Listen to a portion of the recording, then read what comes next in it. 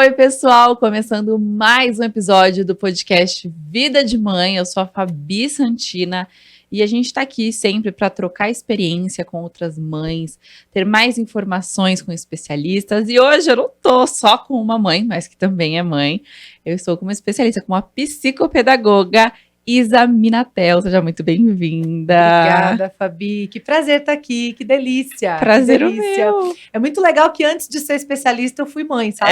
Eu virei especialista depois. Então eu gosto dessa parte porque, assim, a maternidade nos convida para um tanto de coisa, né? E nos transforma, né? Nossa, eu acho até como se você tivesse sido profissional, se você tivesse sido psicopedagoga antes, e aí depois de ser mãe teria tido um outro olhar, né? Você sabe que tem algumas pessoas, né, que são psicólogos, que são psicopedagogos e tal, e que não têm filhos. E eu admiro muito, tem umas pessoas que eu gosto muito do compartilhar, do trabalho, e em alguns pontos eu fico pensando, se tiver filho, um dia vai mudar de opinião.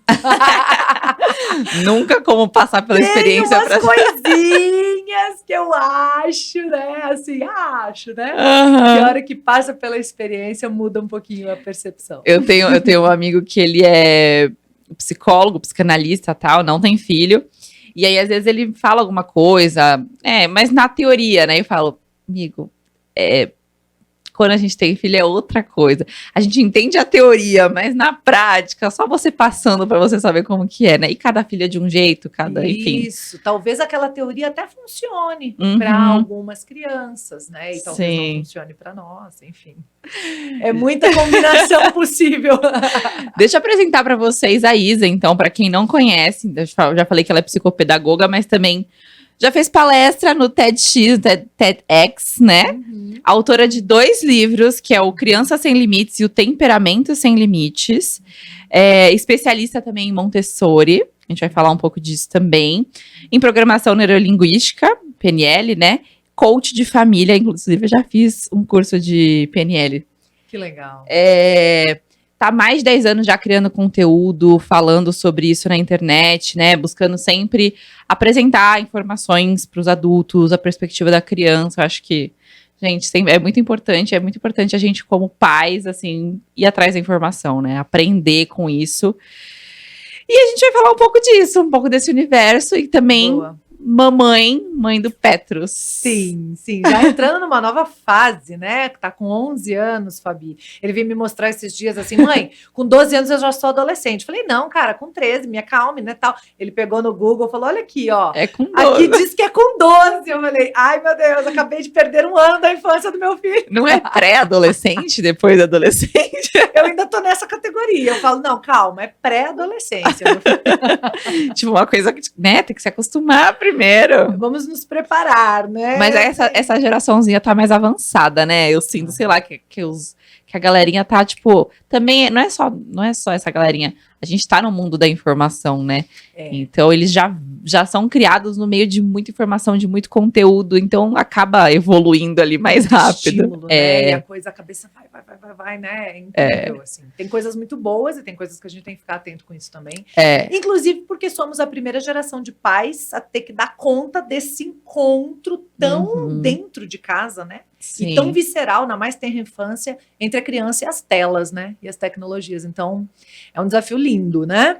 E é uma coisa muito nova para todo mundo, né? Acho que tanto para os profissionais, como para os pais, quanto para as crianças. Então, até pouco, né? Na nossa geração tinha tela, mas era TV. Era uma coisa muito mais controlável, né? Digamos assim. Não ficava junto com a gente em todos os lugares, não ficava nos chamando, né? A gente não tinha como escolher muita coisa, né? Exato, tinha uma programação fixa lá, quer, viu, não viu, enfim. Então era muito diferente. Hoje tá invadindo, né, pelos poros quase. Então o desafio é bem maior e a gente é a primeira geração que tá tendo que lidar com isso com as crianças, né? A gente só tem 1 ano e eu já, meu Deus do céu, ainda trabalho com isso, aí é mais complicado. E eu queria, assim, só pra gente iniciar aqui, explicar um pouquinho o que é ser psicopedagoga? Porque a gente confunde muito com pedagoga, com psicóloga. Então, qual a diferença entre eles, assim? Até porque o nome já mistura tudo, né? Psicopedagoga. Mistura psicóloga com a pedagoga. E é isso mesmo. É uma mistura. Na verdade, a psicopedagogia, ela busca trazer para a pedagogia o olhar da psicologia. Então, assim, a gente tenta separar tudo nesse nosso mundo ocidental, né? Botar tudo dentro de alguma caixinha para a gente conseguir se organizar. Até um certo ponto é bom, mas às vezes a gente perde também quando a gente separa demais. Então, algumas questões de saúde, até saúde mental, né? Impactam na aprendizagem. Muitas, na verdade. Sim. Né? Então, para a gente conseguir dar conta disso, a gente reúne as áreas. Então, entra a psicopedagogia, assim, sabe? O que essa criança está tendo é uma coisa física ou tem algo emocional? Né? Ou é uma combinação das duas coisas, sabe? Então, às vezes, ela estava lá com uma questão, sei lá, visual, auditiva, processamento auditivo, e não estava conseguindo, então, ter um bom desempenho escolar. Mas, do ponto de vista emocional, o que essa criança não quer ver? O que essa criança não quer ouvir? Que está produzindo alguma coisa de dificuldade de processamento auditivo, sabe? Então, existe uma conexão, né, emocional em cada demanda física, em cada demanda de aprendizagem. Então, como psicopedagoga, eu fico sempre buscando isso, sabe? Qual é a mensagem que esse comportamento traz? Qual é a mensagem que essa dificuldade de aprendizagem traz? Qual é a mensagem que até essa doença, essa questão física, essa dor traz, sabe? A gente olha para isso tudo como mensageiro. É tudo mensageiro, sabe? Vamos entender a mensagem. Não mata o mensageiro. Entenda a mensagem, né? Porque às vezes você vai lá, a criança, por exemplo, casos que eu já vivi, né? Questões de garganta, internada por questões de garganta, recorrência em questões de garganta, e aí você vai ver, os pais chegam com uma demanda de que a criança não obedece. Né? Aí quando você vai esmiuçar, a criança não tem voz, a criança não tem vez, por isso que a garganta grita, sabe? Não adianta matar o mensageiro, vai lá e tira as amígdalas. Entendeu? Entendi. E a mensagem? É o famoso engolir sapo. E a mensagem? Sabe? Então, tudo bem, talvez você tenha uma prescrição médica, uma orientação médica de tirar as amígdalas, ok, mas não perca a mensagem. Sabe? Pega qual é a mensagem, por que essa criança dói tanta garganta? E nesse caso foi muito interessante, porque a gente teve uma condução de orientação mesmo, né, sobre isso, de consciência, né, os combinados que não eram combinados. Não, a gente faz o que você fala, a gente faz combinados. Eu sou a criança, qual que é o combinado? Aí você vai ver o combinado não é um combinado. Sabe? É uma ordem. E aí a criança dói a garganta, porque ela tem que ficar engolindo tudo, né? Então é muito interessante. Então acho que a psicopedagogia ela vem trazer esse encontro mesmo, de um olhar psicológico para as questões pedagógicas. Ah, legal. E a gente conversou um pouco antes, você falou que você é uma psicopedagoga diferentona. Por quê? Explica pra gente. Sou, Fabi. Porque normalmente a psicopedagoga atende crianças, né? Então a criança está lá com alguma dificuldade de aprendizagem, com alguma dificuldade de comportamento, vem para a psicopedagoga. Só que como eu foquei nas questões de comportamento, na relação adulto-criança, e nessas dificuldades em conduzir a criança a fazer o que ela tem que fazer, o que a gente acha que ela tem que fazer, eu percebi que as crianças não têm problemas. Elas vêm ali uma página em branco ali, né? Na verdade, às vezes nem são tão página em branco. Às vezes elas trazem, por exemplo, o temperamento. Ela traz. Então tem uma que é mais tranquilinha por natureza. A outra já vem com os negócios tudo escrito lá, causando. Mas o desafio que uma criança oferece é inversamente proporcional aos recursos que a gente tem. Então, se a gente é muito ignorante no sentido de ignorar, de não conhecer, de não saber, como eu era, tá? Tô falando de mim. Eu fico feliz de poder dizer, estou falando de mim, porque não tô julgando ninguém, porque eu não tenho moral para isso. Eu era a mãe mais ignorante do planeta, não sabia. Então, quanto maior a nossa ignorância, maior o desafio da criança. Sabe assim? Então, a criança está desafiando muito, tudo bem, a outra pode ser tranquila, o temperamento dela não demanda. Existe uma coisa de cada criança, sim, mas independente do temperamento da criança, independente do jeito que ela é, olha como é que eu fico, eu arrepio. Independente do jeito que a criança vem, se a gente buscar recursos, se a gente buscar conhecimento, se a gente se capacitar, a gente consegue dar conta disso. Com clareza, com facilidade, com alegria, com amor, sem desrespeito, sabe? E vivendo uma jornada juntos de troca, de aprendizado. A criança traz um monte de coisa pra gente, sabe? A gente acha que vai ensinar quando tem o filho, no fim, a gente é quem mais aprende. Sabe? Então é muito lindo. É muito lindo. E eu sou essa psicopedagoga que, dando conta disso, falou, gente, vou atender os pais. As crianças, tá tudo bem com elas podem ter vindo do jeito que elas vieram. Se os pais tiverem recursos, eles dão conta. Sabe? Então eu falo, a gente tira habilitação para guiar automóveis, veículos, e não se habilita para guiar vidas. Não se habilita para guiar cérebros. A gente conduz cérebro, é isso que a gente faz. A gente, mais do que conduzir, a gente programa cérebros. Sim. Porque assim, o mindset da sua menina, ele é feito muito com base no que você coloca para ela, sabe? A autoestima dela, a forma como ela se enxerga, passa por como você a enxerga. Entende? Então, é muito sério. E a gente nem sabe. É uma responsabilidade que às vezes tem gente que nem tem essa consciência. A gente não sabe, a maioria de nós não sabe, eu não sabia. Sabe? E aí, sim, você acha que o seu maior problema é fazer a criança escovar os dentes. Aí o jeito que você está conseguindo isso está acabando com a autoestima dela. Você não sabe que tem uma coisa muito maior em jogo ali. Sabe? E a gente não sabe mesmo. Então, por isso que eu falo que o maior desafio que a criança pode oferecer, né, ele não é páreo para o tanto de recursos que a gente pode ter. Agora, se a gente não tem recursos, qualquer probleminha é problemão. E o pior, né? Se eu não tenho recursos e não sei disso, o probleminha da criança, eu acabo às vezes conduzindo como se a criança fosse o problema, aí vou medicar às vezes crianças que não têm problemas. Assim, tá? Cheio. Então é muito importante a gente saber, a gente conhecer, a gente entender de gente, entender de cérebro, entender das relações humanas, entender das modalidades vinculares. Como eu me vinculo a essa criança? Sabe? Sim. É na base do respeito, do amor, ou é na base sempre do conflito, da bronca, da confusão? E daí aquela criança não sabe por quê, mas ela se sente bem no conflito. Aí ela vira um adulto que vai buscar numa relação de um parceiro o conflito. Por quê? Porque ali é a casa emocional dela. Olha tanto de coisa que tá em jogo. Ai, meu Deus! Ai, meu Deus! E você falou aqui um pouco que você se tornou psicopedagoga depois de ser mãe. Que momento que surgiu para você essa vontade de aprender, de estudar, ou essa necessidade? Como que veio para você? Foi na dor, né? Foi na dor. O que não vem pelo amor, vem pela dor. Eu fui obrigada a ser boa mãe. Bom, eu tive uma criança desafiadora, no sentido assim, que logo que nasceu, já botou a boca no mundo para dizer as coisas não são como você achava que iam ser. Assim, a maternidade toda é assim, não, né? Sabe? E assim, tem criança que tem sono e dorme. Ele não. Luta. A Gigi luta não dormia. E além de tudo, teve umas questões físicas mesmo, assim, sabe? Teve muita dificuldade de evacuar, não conseguia fazer cocô. Teve bastante refluxo, então assim, tudo que ele mamava, voltava.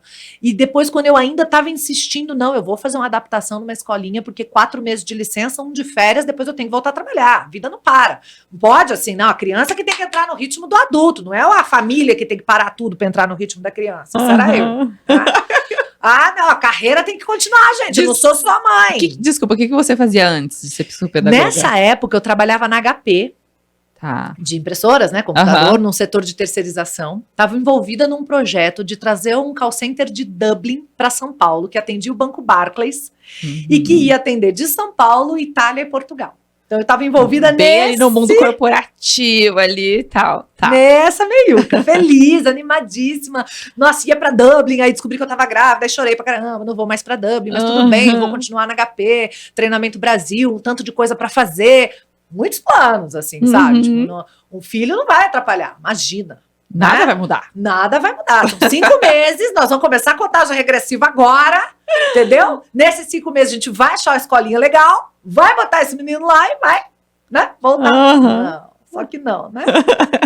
E aí, esse menino veio com esse monte de coisa e, enfim, com 5 meses eu tava chorando junto com ele, pedindo demissão por telefone e chegando à conclusão que eu não sabia nada sobre criança, que eu não conseguia estabilizar o meu filho, deixá-lo bem. Eu não estava fazendo bem para ele. Uma ansiedade enorme, desesperada, porque eu estava acostumada a conseguir dar conta das coisas. Eu estava acostumada a dar certo. E eu não estava dando certo como mãe. Eu definitivamente não estava dando certo como mãe. Sabe, assim, eu não sabia para onde ir, o que fazer, para onde correr.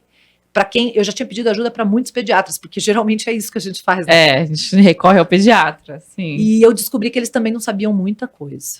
Não todos, claro, não tô, né, trazendo todo mundo aqui mas assim, eu descobri que era uma ignorância mesmo ainda com relação à infância, que era uma coisa assim de tentativa e erro, que era muito difícil mesmo esse processo, e que, na verdade, o que eu precisava, e eu não sabia, vim descobrir muito depois, né, era desacelerar, era voltar para dentro, era deixar aflorar um pouco mais do meu instinto, das minhas percepções, era buscar cursos, livros, especialistas que me jogassem para dentro de mim e não para fora, que me conectassem com aquele bebê, que me fizessem perceber as necessidades daquele bebê, que me ajudassem a traduzir o que aquele serzinho precisava e pedia, sabe? O que ele trazia de demanda, qual era o momento dele, né? Então aquilo tudo que era competência no mundo corporativo, foco no resultado, faca na caveira, me dá que eu resolvo, faça, aconteça, aquela violência, aquela agressividade,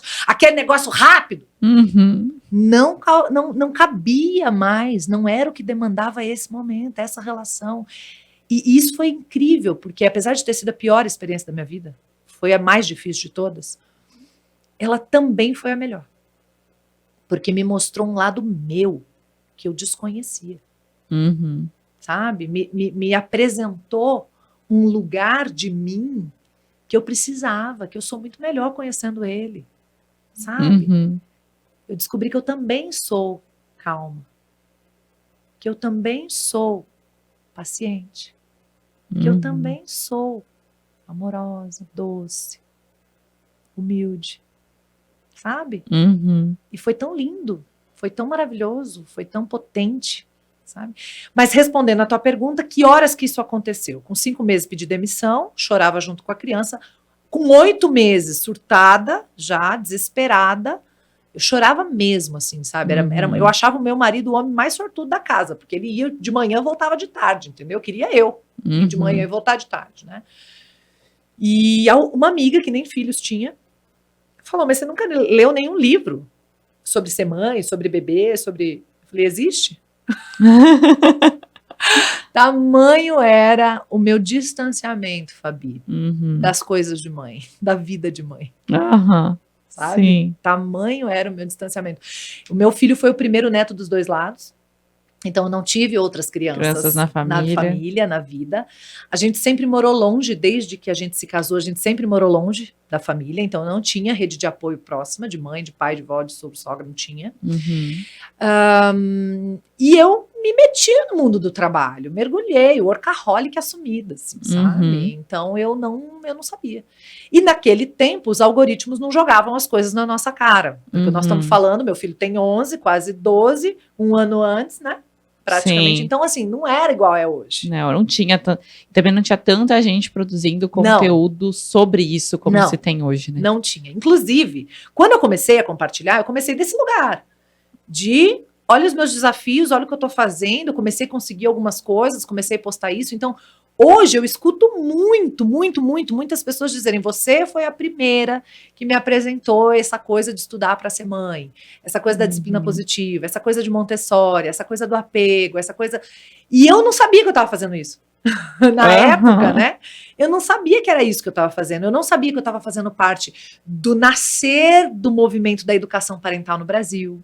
Então as pessoas começaram a me chamar de educadora parental quando eu não sabia nem o que era isso. As pessoas começaram a falar que eu era influenciadora quando eu não sabia nem o que era isso. Foi um negócio muito louco, assim, sabe? Que eu não planejei viver disso, né? E de repente começou a ter esse boom. E ali um pouquinho mais à frente, meu menino já devia ter aí, sei lá, uns 2 anos. E aí eu já tinha começado a conseguir dar conta das coisas, porque eu comecei a estudar, né? A partir daquela amiga que falou: você nunca leu nada? Eu falei: é meu, né? Já estudei tanto, já tinha uns 4 pós-graduações, por que eu não estudei para ser mãe, gente? Como é que isso não me passou pela cabeça? Que a gente acha que vai ser total instintivo, né? Assim, vai vir a criança, vem a mãe. Né? Como é que isso não me passou na cabeça? E aí eu comecei a ser convidada para congresso de educação, Fabi. A hora que começou o congresso de educação, eu falei: peraí. Tem alguma coisa acontecendo. Não, agora eu preciso me preparar, não dou conta. E aí foi quando eu fui fazer a psicopedagogia. Eu fiz a psicopedagogia antes da pedagogia. Eu já tinha feito turismo né? Eu era turismóloga. Então, como eu já tinha graduação, eu podia fazer a psicopedagogia como pós-graduação. Era da área de humanas também, então eu conseguia. E eu fiz a psicopedagogia antes da pedagogia. E foi incrível, assim, né? Foi abrindo o universo todo ali. Eu falei, gente, é isso. Por que ninguém tá falando sobre isso? A gente precisa conversar sobre isso, né? E aí começou a não fazer mais sentido. Eu não conseguia mais compartilhar outras coisas. E, assim, foi um tempo ainda, né, de migração, até que eu ficasse realmente só nisso. Eu trabalhei para o Sebrae também, muitos anos, trabalhei 10 anos para o Sebrae. Nesse meio do caminho aí eu saí da HP, voltei para Vitória no Espírito Santo, embora eu seja paranaense, eu já morei em um monte de lugares. Vários lugares. E lá eu voltei a trabalhar para o Sebrae, então eu tinha essa coisa da educação empreendedora, né? É um outro viés dessa história toda, que também me fazia pensar, como é que eu faço esse menino ser empreendedor? Sabe? Não necessariamente de abrir um negócio, mas empreender na vida, sabe? No que quiser fazer da vida, né? E então tem muito disso também, assim, na minha trajetória, né? E aí descobri Montessori nessa busca de estudo também. E aí virou o TPM, Tensão Pós-Maternidade. Ai, maravilhoso! Não, mentira, é temperamentos, PNL e Montessori. Mas serve para várias coisas. Para várias coisas. Que aí é o que hoje é o tripé do meu compartilhar, assim. Tudo que eu entrego tem base nesse tripé, assim. Ou eu tô falando dos temperamentos, ou eu tô falando de Montessori, ou eu tô falando da programação neurolinguística. Legal. Não, eu acho legal esse seu relato de... Porque eu acho que é uma coisa que muitas mães passam. A gente fala muito dessa questão da maternidade, desse mundo lindo e lúdico e maravilhoso, romantizado, e na realidade, no dia a dia, não é bem assim, né? A gente sabe. Para muitas mães, acaba sendo mais instintivo, tem pessoas que já são mais maternais e tudo, mas tem pessoas que não, e é normal, e a gente se culpa muito de não conseguir ser aquilo que a gente imaginava que deveria ser o certo e tudo. Mas é isso, não é assim para todo mundo, e o estudo tá aí, né? É isso. E independente se você já é maternal ou não, estudar, porque não é só o instintivo ali, né? Tem muito mais. Isso de já ser maternal é muito legal, porque os temperamentos explicam isso, né? E nessa minha trajetória, em algum momento da vida, eu desejei ser aquela mãe maternal que é naturalmente mais casa, mais ninho, mais paciência, mais lentidão, né? Que um bebê precisa. E a hora que eu fui tentar me tornar, meio que, né, virar isso, eu me perdi de mim. Porque não era você. Porque eu não sou isso. Ao mesmo tempo, eu consegui equilibrar o meu temperamento, que estava exacerbado. Então, eu achei um ponto que foi bom. Sim. Sabe? Que eu não sou aquilo... Como você colocou, o certo, né? A gente bota um certo na cabeça. Sim, e fica o ideal desesperada ali. atrás daquele certo, daquele ideal. Escrava dele, às vezes, né?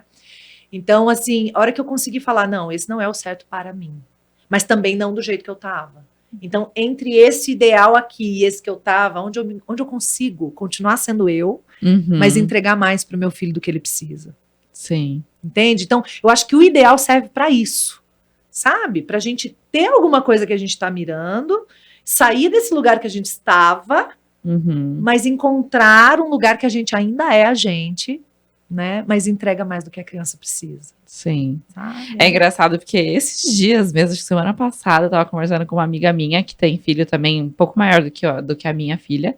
Só que a gente teve maternidades muito diferentes, assim. Então, ela separou enquanto gestante, casou de novo, praticamente casou de novo grávida, e aí passou várias coisas, aí com esse novo marido viajou bastante desde do bebê pequeno, não amamentou por N fatores e tal, e a gente troca várias figurinhas, assim, e ela falou assim, eu falei, já tá dando a hora já tô querendo parar de amamentar, né, já tô entrando nessa fase de, vou começar o desmame em breve e tal, tô naquela sensação de dever cumprido, coisas que eu coloquei na minha cabeça como tempo e tudo.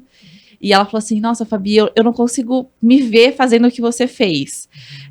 A entrega que você teve, ela falou, eu te achei muito, muito maternal, nesse sentido de você se transformou nessa mãe que acho que nem eu me imaginava nessa situação, assim. Mas ela falou, às vezes eu vejo cenas de você sentada, amamentando, fazendo carinho, e eu falo, cara, não é pra mim isso. Tipo, eu não sou essa pessoa de parar com calma. Então, acho que também é muito da personalidade de cada um, né? Fabi, é tão interessante isso que você traz, esse paralelo, né, de duas formas de ser mãe, porque ela inclui muita coisa, né? Tem circunstâncias aí. Sim. Talvez se ela tivesse conseguido se manter num casamento estável, ela encontrasse isso nela também, né? Agora, o que a gente precisa saber, e que muitas de nós não sabem, e eu facilmente tenho perfil para fazer igual ela fez, né? Eu tentei. Eu, com 8 meses, estava levando babá e menino para 300 e tantos quilômetros no Espírito Santo para dar treinamento. Filho não precisa estar perto da mãe? Então vamos. Depois descobri que era perto da mãe, em casa, no mesmo ambiente, que isso era necessidade da criança, sabe? Então, quando a gente não sabe, eles sobrevivem, mas eles pagam uma conta invisível, que a gente não tem consciência. A gente só vai ver lá na frente. Ela não tem consciência, eu não tinha consciência. A gente não sabe, a gente não faz por querer, agora eu vou sacanear a vida do meu filho aqui. Não. Né? A gente não sabe. Então, assim, o meu filho pagou uma conta por eu não saber, né? Todas as crianças cujas mães não sabem, cujos pais não sabem, pagam contas emocionais invisíveis. E às vezes não vai saber nunca, tá? Você falou, vai saber lá na frente, às vezes vai, às vezes não. Porque quando a gente está falando da vida emocional, muitas vezes a consequência, na linha do tempo, fica muito longe da causa. E aí, quando eu tenho um ataque de pânico com 40 anos, eu não tenho a menor noção que isso pode estar ligado a alguma coisa que eu vivi aqui na minha infância. Então talvez eu não vou saber nunca. Que isso teve ligação, que isso foi da... Sabe? Então, assim, o que é fato? Hoje a gente tem, graças a Deus, um monte de pesquisas científicas falando de como o território da infância é um terreno que a gente pisa a vida inteira. Como a base do que a gente pensa, sente e vive na infância é a base sobre a qual a gente vai funcionar para o resto da vida, sabe? Como os fundamentos que a gente coloca, né? Quando a gente vai construir uma casa, a gente tem os fundamentos. Se for uma casa de um andar, é um fundamento. Se for um prédio, é muito mais profundo o fundamento. Sim. Então, muitas vezes, emocionalmente, nós estamos criando fundamentos muito rasos. Aí, no primeiro desespero que a criança, o adolescente, o adulto passa na vida, quer se matar, quer se cortar. Nós estamos vendo muito isso agora, né? Sim. E a gente não tem ideia disso, porque é invisível, sabe? Então, é muito importante a gente olhar para o invisível. Olhar para o invisível. E você também falou dessa questão, eu acho assim, o seu relato de como tudo começou e tudo é muito importante nisso, tanto na questão da idealização, que não é todo mundo que já vai ter, mas também nessa questão de buscar o conhecimento, né? Então você, hoje, como psicopedagoga, lá atrás não tinha o conhecimento, foi atrás dele, foi buscar, lógico que não tô falando mamães vão virar psicopedagogas. Todo mundo agora vira psicopedagoga. Mas assim, tem tantos livros, cursos, vídeos e pessoas como você que distribuem conteúdo gratuito, que a gente pode ir atrás desse conteúdo, dessa informação para aprender. E lógico que a gente não vai ser a detentora de todo o conhecimento. Não precisa ser especialista não, gente. Não. E a gente, mesmo com conhecimento, a gente vai errar em diversas questões. Inclusive e faz eu. parte. E faz parte. E muito. Mas eu também acho legal que, assim, você reconheceu que você errou, no sentido de a forma como você estava lidando, fazendo, e a falta do conhecimento.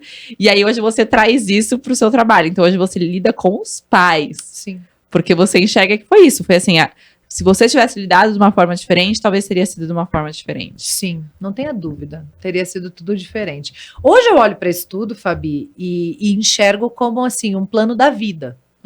Porque do jeito que eu era, se a vida fizesse convites sutis, eu não viria. Sim, então teve que ser no... precisava ser, assim, sabe, uma coisa bem extrema mesmo, para me fazer parar. E para me fazer olhar para esse lado da vida, para esse lado da maternidade, né? Então hoje eu agradeço muito essa história, porque me deu a chance, né, de fazer diferente em tempo. E sempre há tempo, isso também é muito legal. Sempre tem o que fazer. Nossa, mas eu já perdi toda a primeira infância, a gente fala muito da primeira infância, né? Eu já perdi toda a primeira infância da minha criança, ainda dá tempo. Mas o meu filho já é adulto, já fez 18 anos, ainda dá tempo. Tem coisas que você pode fazer em qualquer momento.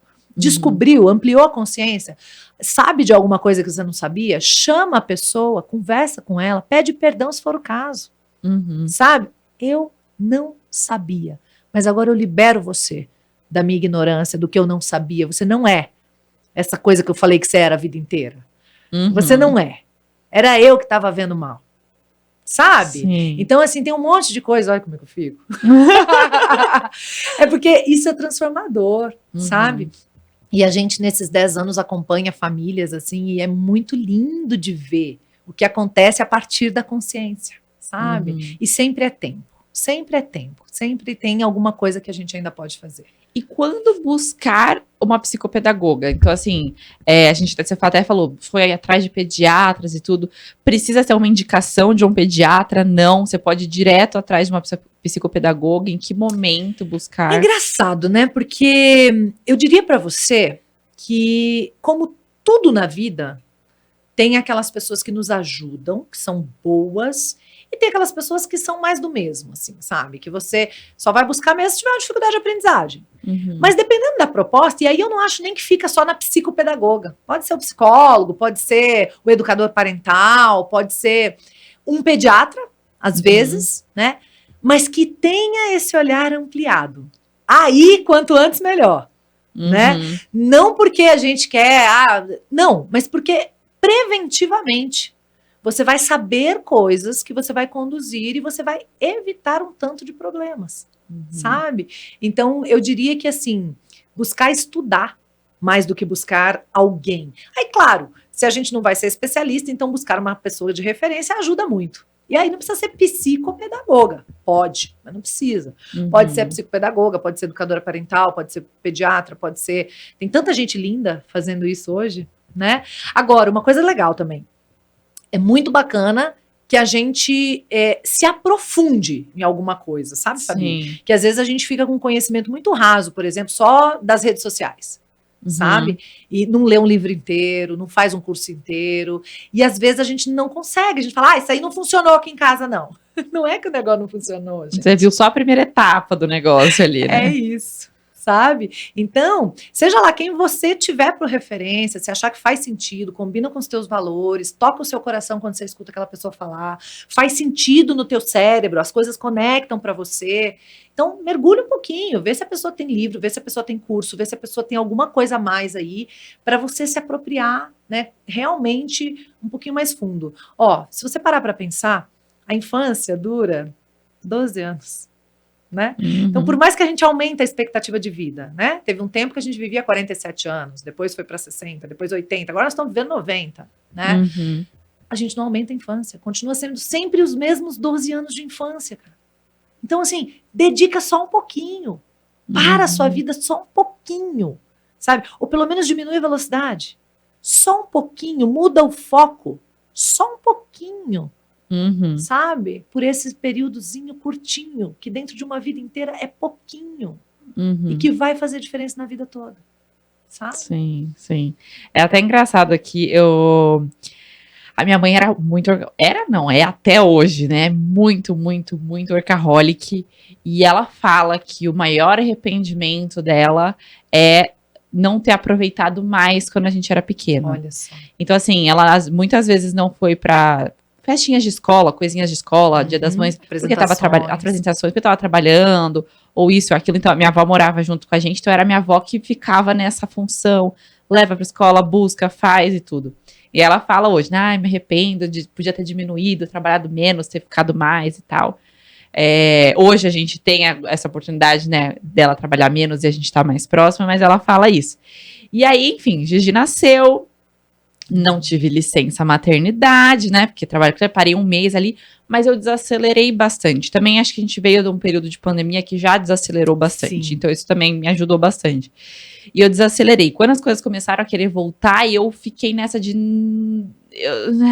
quero, não quero, me culpando quando tinha que sair de casa para uma gravação, para uma coisa. E aí minha mãe falou assim para mim, não se culpe, você tem que fazer e tal. Eu falei, eu entendo o que eu tenho que fazer. Não posso parar de trabalhar, faz parte, enfim. Mas, ao mesmo tempo, eu não quero perder. Você se arrependeu de ter perdido. Eu não quero perder. principalmente esses primeiros aninhos que passa muito rápido. Sim. Ela já fez 1 ano, então Sim. assim, é muito rápido, e esse primeiro ano, principalmente, do nada, do nada senta. Os aprendizados são, assim, muito do nada, assim, muito rápidos. Agora que ela fez 1 ano, um dia ela fala uma palavra nova, outro dia ela começa a subir escada. Então, assim, eu falo, cara, se eu não tiver, eu vou perder tudo isso. Perder. E vai perder. E vai. E lógico que eu não vou conseguir estar presente em todos os momentos. Não, mas se a gente se organizar e é isso que você está falando, sabe? É entender as prioridades, sabe? As prioridades. Porque a gente é muito, né, na nossa cultura ocidental, né? Tempo é dinheiro. Mas tempo não é dinheiro. Tempo é vida. Tempo é vida. E a gente quer aproveitar o máximo e fazer tudo. E às vezes a gente não tem esse tempo de desacelerar e tá ali, tranquilo, né? E às vezes é só estar, né? Às vezes a gente tá com a criança, mas sempre na função. Tá com a criança dando banho, tá com a criança levando para algum lugar, tá com a criança fazendo a comida, tá com a criança fazendo escovar o dente, tá com a criança, ela precisa de fusão. Fusão. Sabe? Não função o tempo inteiro. Então tem gente que fala, mas eu fico com meu filho. Aí você vai ver como é que fica. Fica fazendo dever de casa, botando para levando e buscando. E a fusão? E a cabaninha no meio da sala para entrar lá dentro e ficar sem hora para sair? Sem olhar no celular. Sem nenhuma notificação te chamando para outra coisa. Sabe? E hoje a gente vive muito isso, né? O celular ali o tempo inteiro. E essa dificuldade de sair do celular e viver o momento que você está presente é bem difícil, é bem complicado. É um desafio, sabe? E a gente também, até quando não tem filho, a gente está fazendo mal pra gente. A relação que a gente está estabelecendo com as tecnologias, com o celular e tal. Então, eu falo que o meu filho me salvou de mim. Sabe? Onde ia parar se não tivesse? É isso. Sabe? A gente está vivendo um mundo muito acelerado. E aí, desacelerar, porque a maternidade é um momento mais lento. Então, a gente está vivendo aqui, ó. Tanto é que quando você tá, principalmente nos primeiros meses, que você fica totalmente submersa ali naquele universo de eu falo que é um looping sem fim. É troca a fralda da TT, troca a fralda. Parece que você não sabe que horas é dia, que horas é noite. Todo dia é segunda-feira. Todo dia então você tá sempre vivendo, parece que é a mesma coisa, assim. E aí você vê o mundo lá fora, normal, vivendo as coisas, saindo, e você fala, gente, o que eu fiz da minha vida? Porque é isso, eu fiz isso. Eu também me fiz. Eu acho que assim, a grande maioria se faz, você fala, o que eu tô vivendo? Tipo assim, as pessoas estão lá vivendo e curtindo e aproveitando e correndo atrás das coisas, e eu tô vivendo esse limbo aqui, né? E passa, e óbvio, depois. E tem uma coisa também interessante, né, Fabi? Porque tudo o que a gente vive, o que a gente experimenta, de alguma maneira, a gente conectou sentido. Então, por exemplo, a ideia de que lá fora as pessoas estão vivendo, de que lá fora as pessoas estão curtindo, isso foi introjetado em nós. Que ficar com um bebê em casa não é curtir, não é viver. Eu também passei assim. E é um lamento, sabe? Porque a gente etiquetou as coisas, sem querer e sem saber. Aquilo que eu falei que a gente é programador de cérebro. Sim. Né? Em algum momento fomos programados pelos pais, pela cultura, pela escola, pela sociedade, pelo trabalho, pelas mídias, a achar menos valor, menos prazer, menos potência em ficar num puerpério lenta, calma, com um bebê. Isso também é curtir. Isso também é viver. Sim. Sabe? Eu não sabia. Quem dera tivesse tido a chance de saber. Eu queria ter sabido. Aí as pessoas falam, tem outro filho pra você viver isso agora. Não, obrigada. Já foi. Já fiz a minha parte. Tudo de novo. Não, mentira. Eu brinco assim, mas assim, Deus é que sabe, né?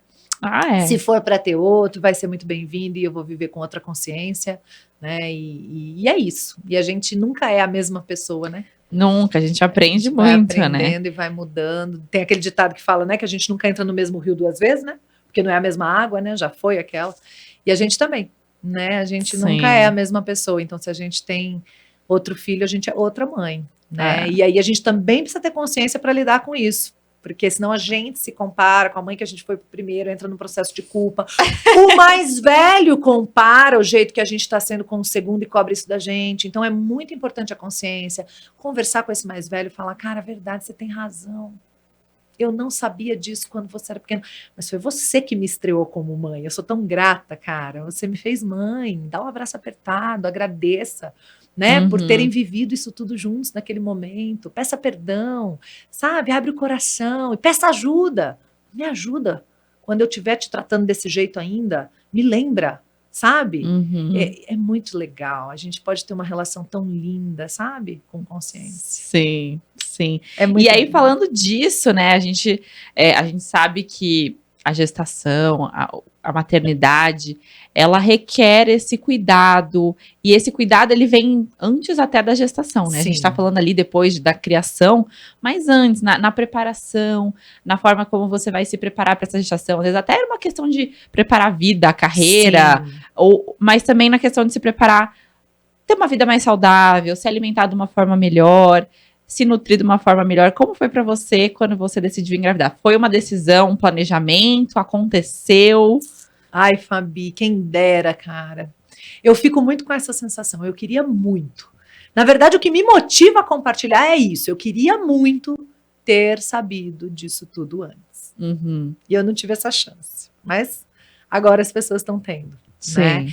E se eu soubesse, né, de tudo que era importante, né, inclusive fisicamente, eu era completamente largada, alimentação toda desregrada, não me preocupava com nada, assim, e se eu tivesse sabido, eu teria me preparado, sabe? Sim. Eu teria, com toda certeza, feito tudo diferente, né? Não fiz, tinha pensado, inclusive, em não ter filhos, mas aí, numa das transferências profissionais do marido, que eu tive que largar, uma coisa que estava muito legal, trabalhando para o Sebrae, como já mencionei e tal, falei, quem sabe? Vamos lá, né? Quem sabe? Demorou um tempinho ainda. Eu fiquei um bom tempo ali tentando, acho que foram uns 9 meses de tentativa, até que eu engravidei. E beleza, engravidei e toca a vida, sabe? Assim, gravidez não é doença. Sabe? Então você pode continuar correndo feito uma louca, ritmo acelerado, mandando um monte de hormônios do estresse para o sangue, porque gravidez não é doença, não é doença, claro que não é doença, né? É vida e vida em abundância, né? E da vida a gente cuida, sabe? Da vida a gente cuida. Então, assim, não houve preparo nenhum tipo, porque eu não sabia. Queria ter sabido. Então já fica a dica para vocês, gente. E assim, eu tô falando dessa fase do planejamento, porque é isso, hoje a gente sabe que a gravidez, você consegue, além de planejar ali no sentido de vou começar a tentar e tudo, você também pode se planejar no sentido de ter uma vida mais saudável, porque a gente sabe que esses nutrientes vão ser importantes para o bebê desde o comecinho ali, desde as primeiras semanas de vida.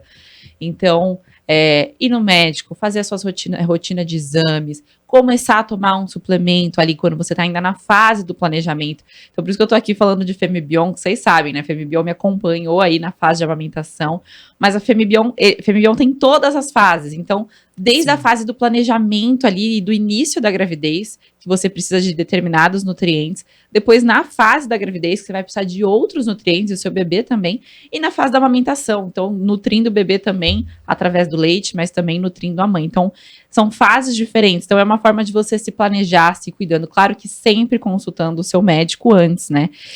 Fabi, você sabe que a gente tem uma falsa ideia de que, mas foi só lá no comecinho da gravidez, então nem nada, ou, mas foi só quando a criança era muito pequenininha, ainda estava amamentando, então, vai esquecer, não vai nem lembrar, e na verdade, quanto mais precoces as coisas acontecem, inclusive no corpo físico, as vitaminas, os nutrientes, mais efeito tem.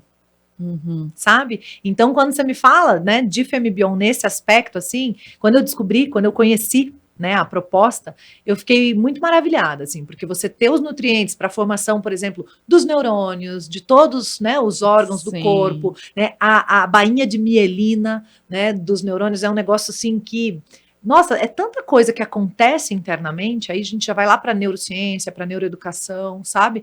Que é muito delicado e precisa ter uma nutrição à altura, né?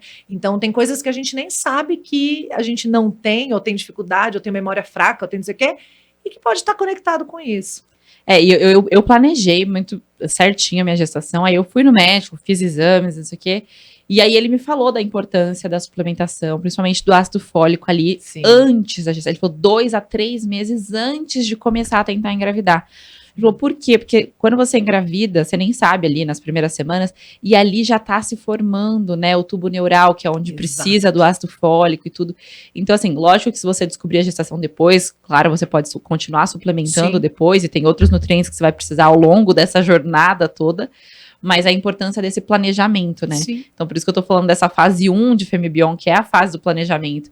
Que é isso, é você cuidar do seu bebê antes mesmo de ter esse bebê ali. É você já se preparar, é aquele famoso preparar o ninho, mas é preparar o corpo, preparar a sua saúde para receber esse bebê da melhor forma e depois... Isso vai impactar em diversas formas, tanto na saúde do bebê, quanto no desenvolvimento, né, do bebê ao longo da vida, da infância, tudo. E assim, gente, eu já falei pra vocês antes de Femibion. Femibion é a marca número 1 na Europa que veio pro Brasil com fórmulas adaptadas para as mulheres brasileiras. Então, eles mudaram ali de acordo com o que as mulheres brasileiras precisam em cada fase. E é a única marca no Brasil que tem a jornada completa da maternidade. Então, desde o planejamento até a fase da amamentação. E é a única marca que tem exclusivamente uma suplementação para a fase da amamentação, que é a fase que eu ainda estou vivendo hoje, né? Delícia, gente. É bom demais. E o importante de ser para cada fase é isso. Em cada momento a gente vai precisar de nutrientes diferentes. A gente está com necessidades diferentes e o bebê com necessidades diferentes ali. Está desenvolvendo órgãos diferentes, está em momentos diferentes, ou imunidade, né, na fase da amamentação.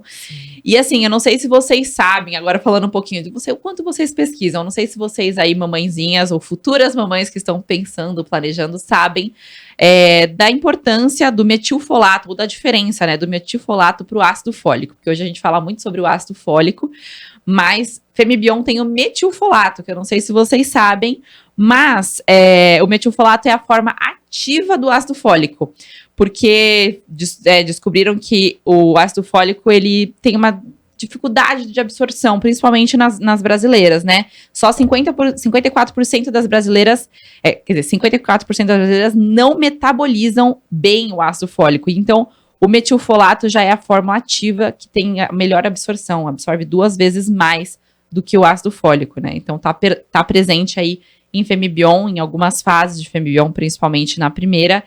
E, além disso, é um multivitamínico, né, com 12 nutrientes fundamentais aí para o desenvolvimento do bebê e para a gestação também.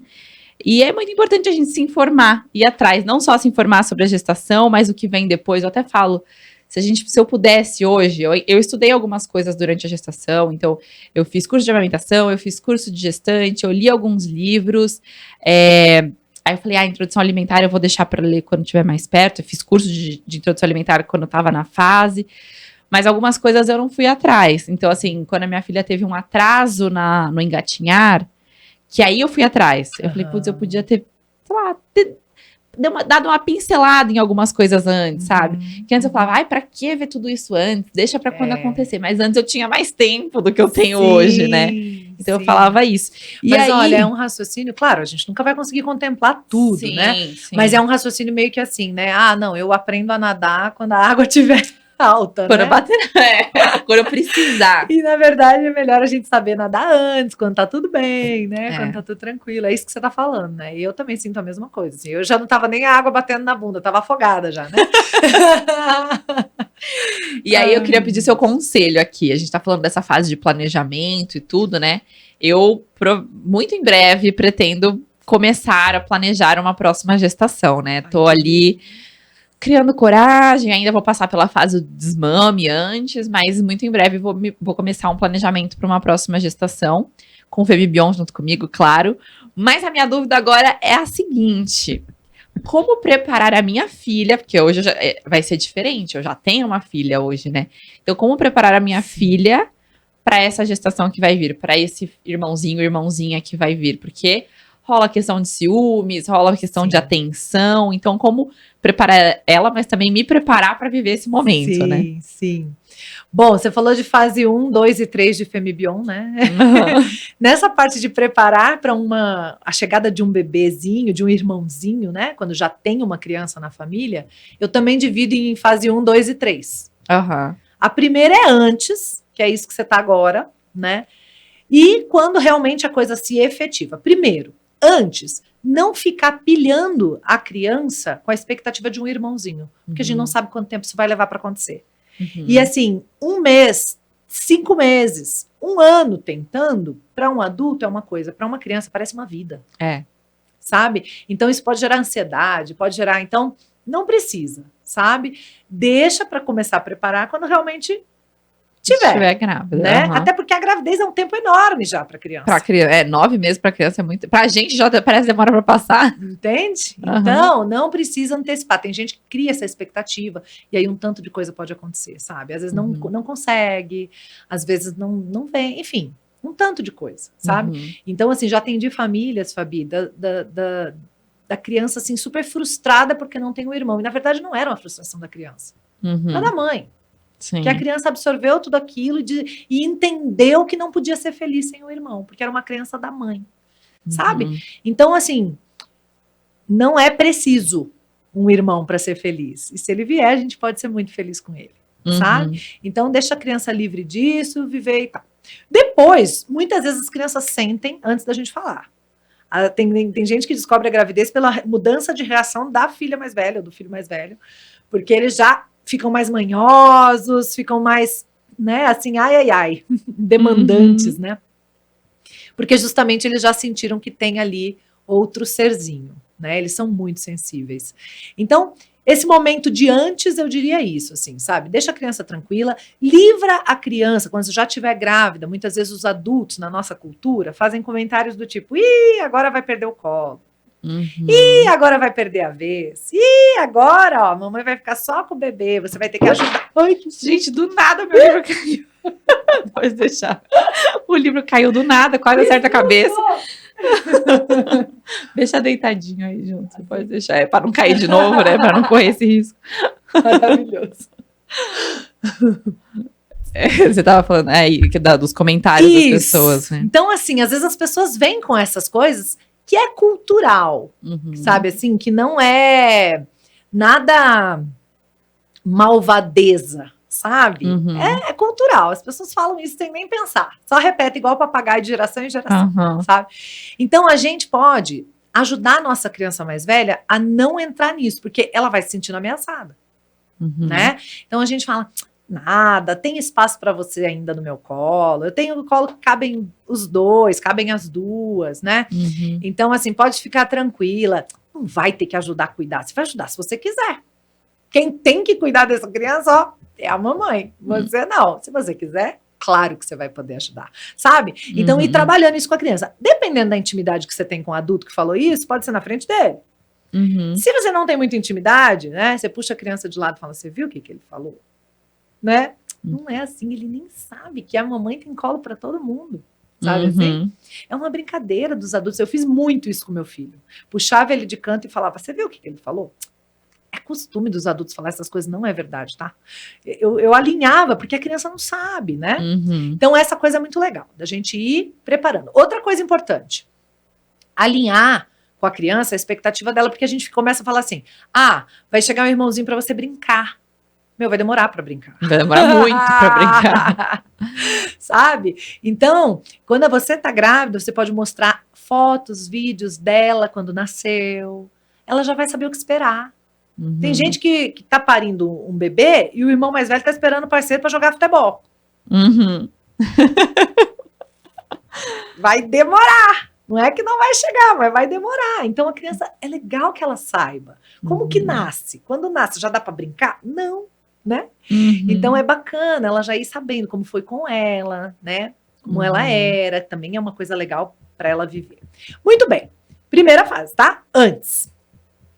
Durante, né? A hora que nasceu. Vai lá a criança conhecer a irmãzinha, o irmãozinho, encontrar a mamãe, às vezes a mamãe tá no hospital, não sei como você planeja fazer parto, enfim. Mas esse momento do encontro, aí tem várias possibilidades, mas na hora do encontro é muito importante, se possível, que a mamãe esteja livre para a filha mais velha. Porque às vezes a gente tem uma noção de agora eu sou do bebê. A filha mais velha já é maior, então eu terceirizo a filha mais velha, que já é maior, precisa menos de mim. Mas a gente não sabe que na cabecinha da criança mais velha tá assim, será que ainda tem espaço para mim no coração de mamãe? Será que ainda tem espaço para mim na vida de mamãe? Então, o mais novinho, ele vai estar garantido com mamãe, porque vai ter hora de amamentar, vai ter o banho, vai ter as coisinhas. Então, nessa hora, eu deixo o mais novinho com alguém e volto, encontro a filha mais velha, entrego tudo para ela falar, ufa, tô segura. Ainda tem para mim.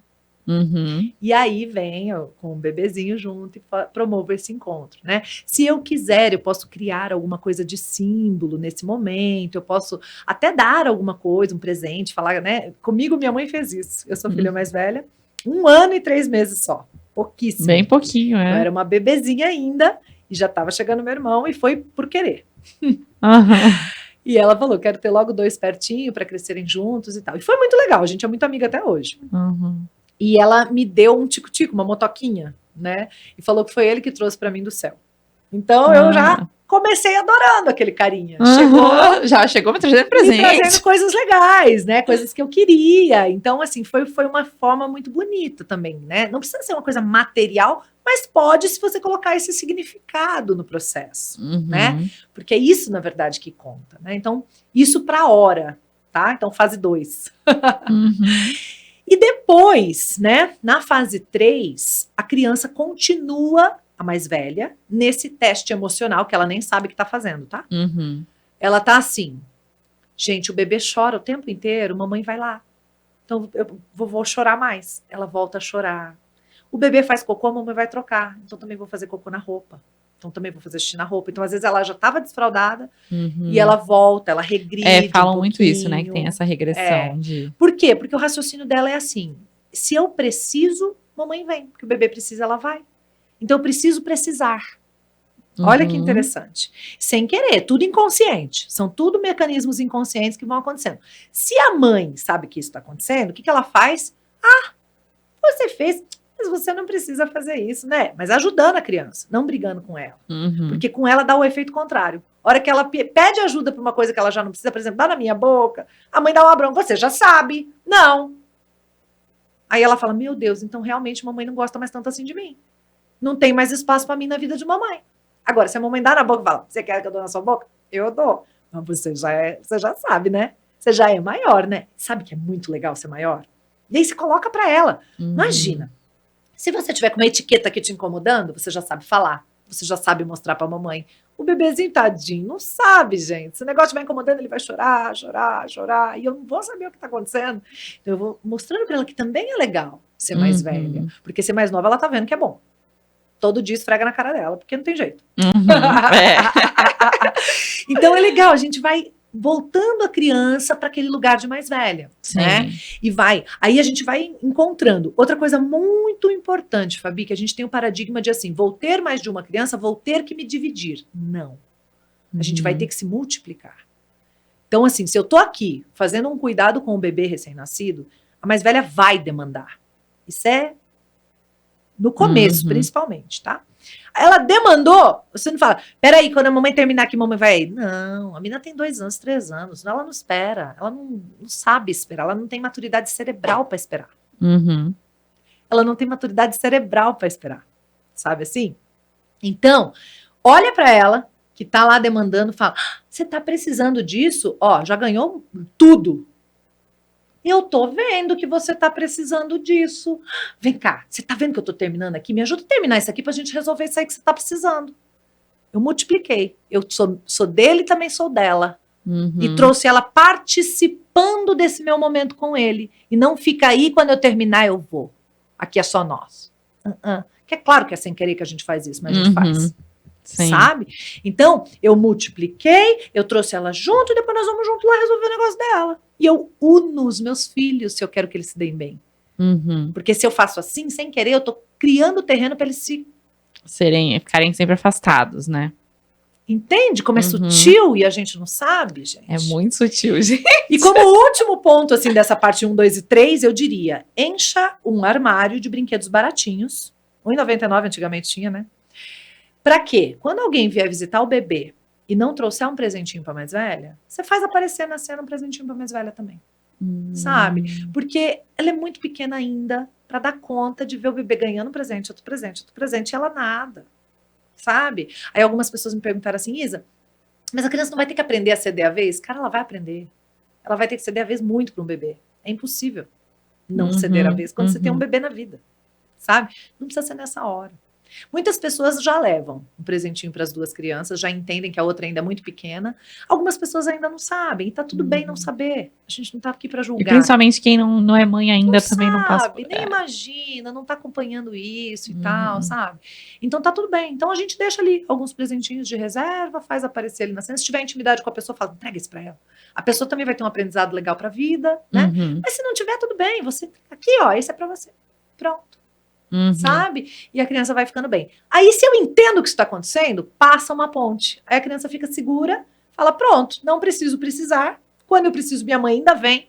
Até amamentando, ela levanta e vem. Ela já fez isso 3 vezes, não preciso nem fazer mais ela fazer isso. Agora eu posso até esperar, porque eu já sei que ela vem. E ela vai se acalmando. E volta a crescer. E fica tudo bem. Agora, se não atende, vai ficar ali naquele... Se eu não atendo, eu vou confirmando que a minha mãe não está aqui para mim.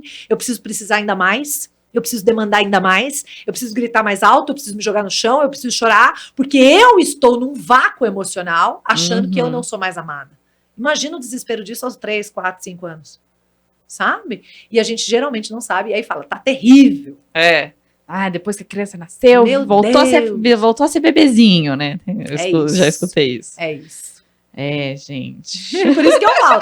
Eu vou repetir aquilo que eu falei no começo, ó.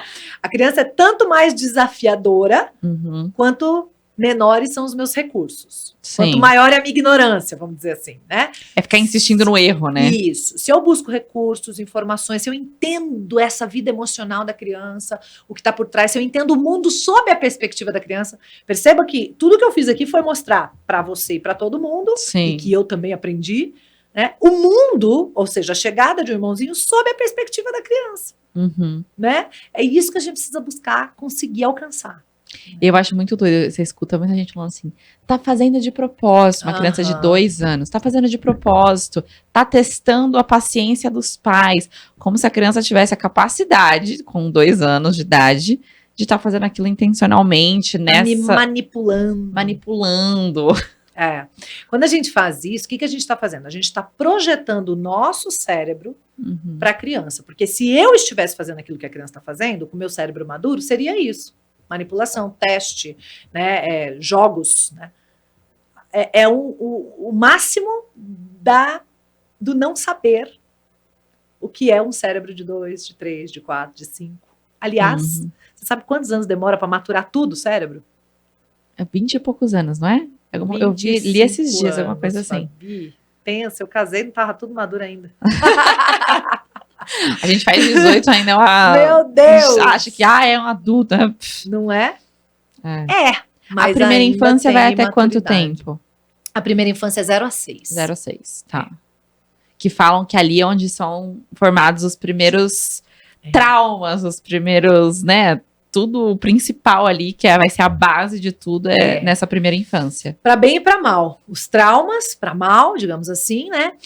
E as referências para bem, né? Então, assim, se eu vi os adultos, né, na primeira infância, resolvendo suas questões com uma boa conversa, então isso virou referência para mim. Se eu vi esses adultos trocando, né, formas carinhosas e afetuosas de pedir uma gentileza para o outro, de agradecer, tal, isso também é base para mim. Se eu vi esses adultos lidando bem com dinheiro, não se desesperando no momento de crise, conseguindo passar com tranquilidade, né, não brigando por causa de dinheiro, então isso também é referência para mim. Sabe? Então a gente não está educando só naquela hora que a gente está assim, aqui, filhinho, não. A gente está educando exemplo, a hora que a gente está vivendo, a hora que a gente está sendo, sabe? A hora que a gente está numa situação de trânsito, que a gente dá uma errada, a gente, sua burra. Então é assim que eu lido quando eu errar. Eu me xingo, eu me bato, eu me agrido, eu me violento. Ou se eu errei, errei, gente, meu Deus, estava meio distraída aqui, mas agora eu vou acertar. Sabe? Então, a chance que a criança nos dá é da gente ser muito melhor pra gente mesmo. É isso que eu ia falar. educar uma criança vai muito além de educar a criança, vai numa questão da gente aprender, né? A gente se reeducar, a gente se descobrir, a gente amadurecer. É uma segunda chance, né? Evoluir, né, em diversos sentidos. É uma segunda chance da gente ser legal com a gente. A gente acha que a gente veio para ensinar, na verdade a gente tá só aprendendo. É isso, é exatamente isso, Fabi. É exatamente isso. Teve um ano que eu fiz homenagem aos meus professores, assim, né? Dia de 15 de outubro, né? E no fim eu coloquei, e é o meu mais novo professor, coloquei meu filho, Petrus, porque, tipo, é um tanto de coisa que me ensina todo dia. Sim. Sabe? Que eu falo, cara, eu acho que é o maior professor. E se a gente presta atenção, a gente aprende em cada detalhe. Outro dia, eu tava, preguiça de dar banho, né? Todo dia, preguiça e tal, preparei a banheira, né? Vamos lá, filha, tal, meio que no automático, né? Tal, lavando. E aí ela não fazia isso, começou a brincar de bater na água e gargalhar. Aí eu falei, olha, gente, vamos parar, vamos sentar, eu falei, fica aí, vamos brincar. E eu já tava ali, né? Tipo, rapidão, banho e tal, vamos trocar pijama. Mais rápido, melhor. E aí não, foi lá e brincou e se divertiu com a água. E eu, tipo, nossa, aí, ó, tá vendo? A gente fica tão no automático, às vezes, né? Se você parar pra pensar, Fabi, a hora que a gente vai falar assim, vamos aprender a respirar realmente como faz bem pro corpo. Aí você fala, vê como a criança respira. É aqui, não é aqui. Essa respiração ansiosa, é aqui. A criança faz isso. Aí você fala, vamos aprender como que a gente pode aprender um novo idioma, como a gente pode... Aí é muito mais, às vezes, por observar, como ouvir e depois reproduzir a fala tal, como a criança. Então, quando a gente vai buscar as melhores formas de fazer as coisas, todo mundo volta para a criança. Porque ela que sabe o jeito realmente intuitivo, o jeito natural, o jeito bom que faz bem para a gente. Né, de fazer as coisas. Então, a criança, ela curte esse momento, ela curte a água, ela brinca com a água, ela vive o momento. Ela não está escrava do relógio, ela não está refém de um monte de coisa que a gente arrumou na vida. Né? Então, nossa, é um aprendizado gigantesco. Claro que eu não estou falando para a gente viver como crianças infantilizados, não é isso. Mas é não perder essa chance que você aproveitou ali. Sabe? Sim. De olhar e falar, cara, ela sabe aproveitar cada momento, eu preciso aprender isso com ela, eu preciso reaprender isso com ela, né? Daí coisas pequenas, você vai lá para o mindfulness, para a meditação, vai falar sobre isso, admirar as belezas da vida, do dia, né? Admirar o prazer de botar o pé assim embaixo do cobertor, aí sentir o cobertor na pele, é uma delícia, a gente nem para pensar mais, a gente simplesmente entra ali, se enfia ali com o negócio na cara. Fazendo outra coisa. Sabe? Então, essas coisas simples da vida, sabe? É maravilhoso. É lindo. E você é adepta do método Montessori, que hoje se fala bastante sobre isso. Eu queria que você explicasse um pouquinho pra gente, pra quem não sabe também, o que é o método Montessori e como que a gente pode incluir isso na educação dos nossos filhos. Sim, muito bom. Quando eu tinha o meu menino com 1 ano, mais ou menos, acho que no tamanho que tá a sua, né? Eu tava lavando louça. E ele tava no cadeirão de alimentação, assim. E ele começou a ficar doido, com aquela água caindo, assim. Ele gritava, apontando, assim, pra água. Eu olhei pra ele, olhava pra água. O que você quer? Aí tentei uma coisa ou outra. Você quer lavar louça? Peguei ele, aproximei da pia, ele... tipo, é isso mesmo. Todo feliz, né? Aí eu coloquei ele em pezinho ali, né? Apoiado na pia. Sentei na banqueta pra fazer de apoio, assim, pra... E ele ficou ali mexendo na água, e botei uma bacia para poder fechar a torneira, não deixar a água corrente, né? E ele ficou um tempão, tirei as coisas que quebravam e fiquei observando. E eu fiquei chocada, porque assim, eu tinha ouvido falar que as crianças pequenas não tinham muito poder de concentração. E aquele menino ficou ali, ó, um tempão. Assim, passou de meia hora. Eu fiquei interessada naquilo. Tirei uma foto, na época postei no Orkut, só revelando a idade. E ainda falei assim, esse aqui, ó, já tá aprendendo desde cedo lavar a louça, né? Quem casar com ele vai se dar bem. Brinquei.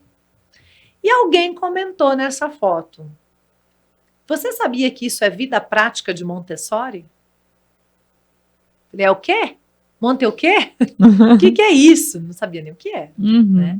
E aí fui pesquisar. E aí descobri que Maria Montessori, tem as duas pronúncias, né? Foi uma médica italiana, que teria 151, acho, agora, se estivesse viva, então, né, no século passado. E ela como médica, primeiro trabalhou com crianças especiais, que na época eram tidas como, assim, apartadas mesmo da sociedade, não vão ser mais nada, excluídas. E ela começou a trabalhar com essas crianças e conseguiu que essas crianças aprendessem. Algumas aprenderam a ler, algumas começaram a fazer testes, tinham aqueles testes, né, de tipo, que a gente avalia o ensino básico, avalia o ensino médio, né? E essas crianças começaram a se destacar. E eram consideradas estúpidas, né, na época, tinham temas horrorosos, assim, sabe? E aí o mundo voltou para essa mulher, o que ela está fazendo? E ela também falou, gente, e se eu criar um método que possa ser para qualquer criança? Né? Então ela fez pedagogia também.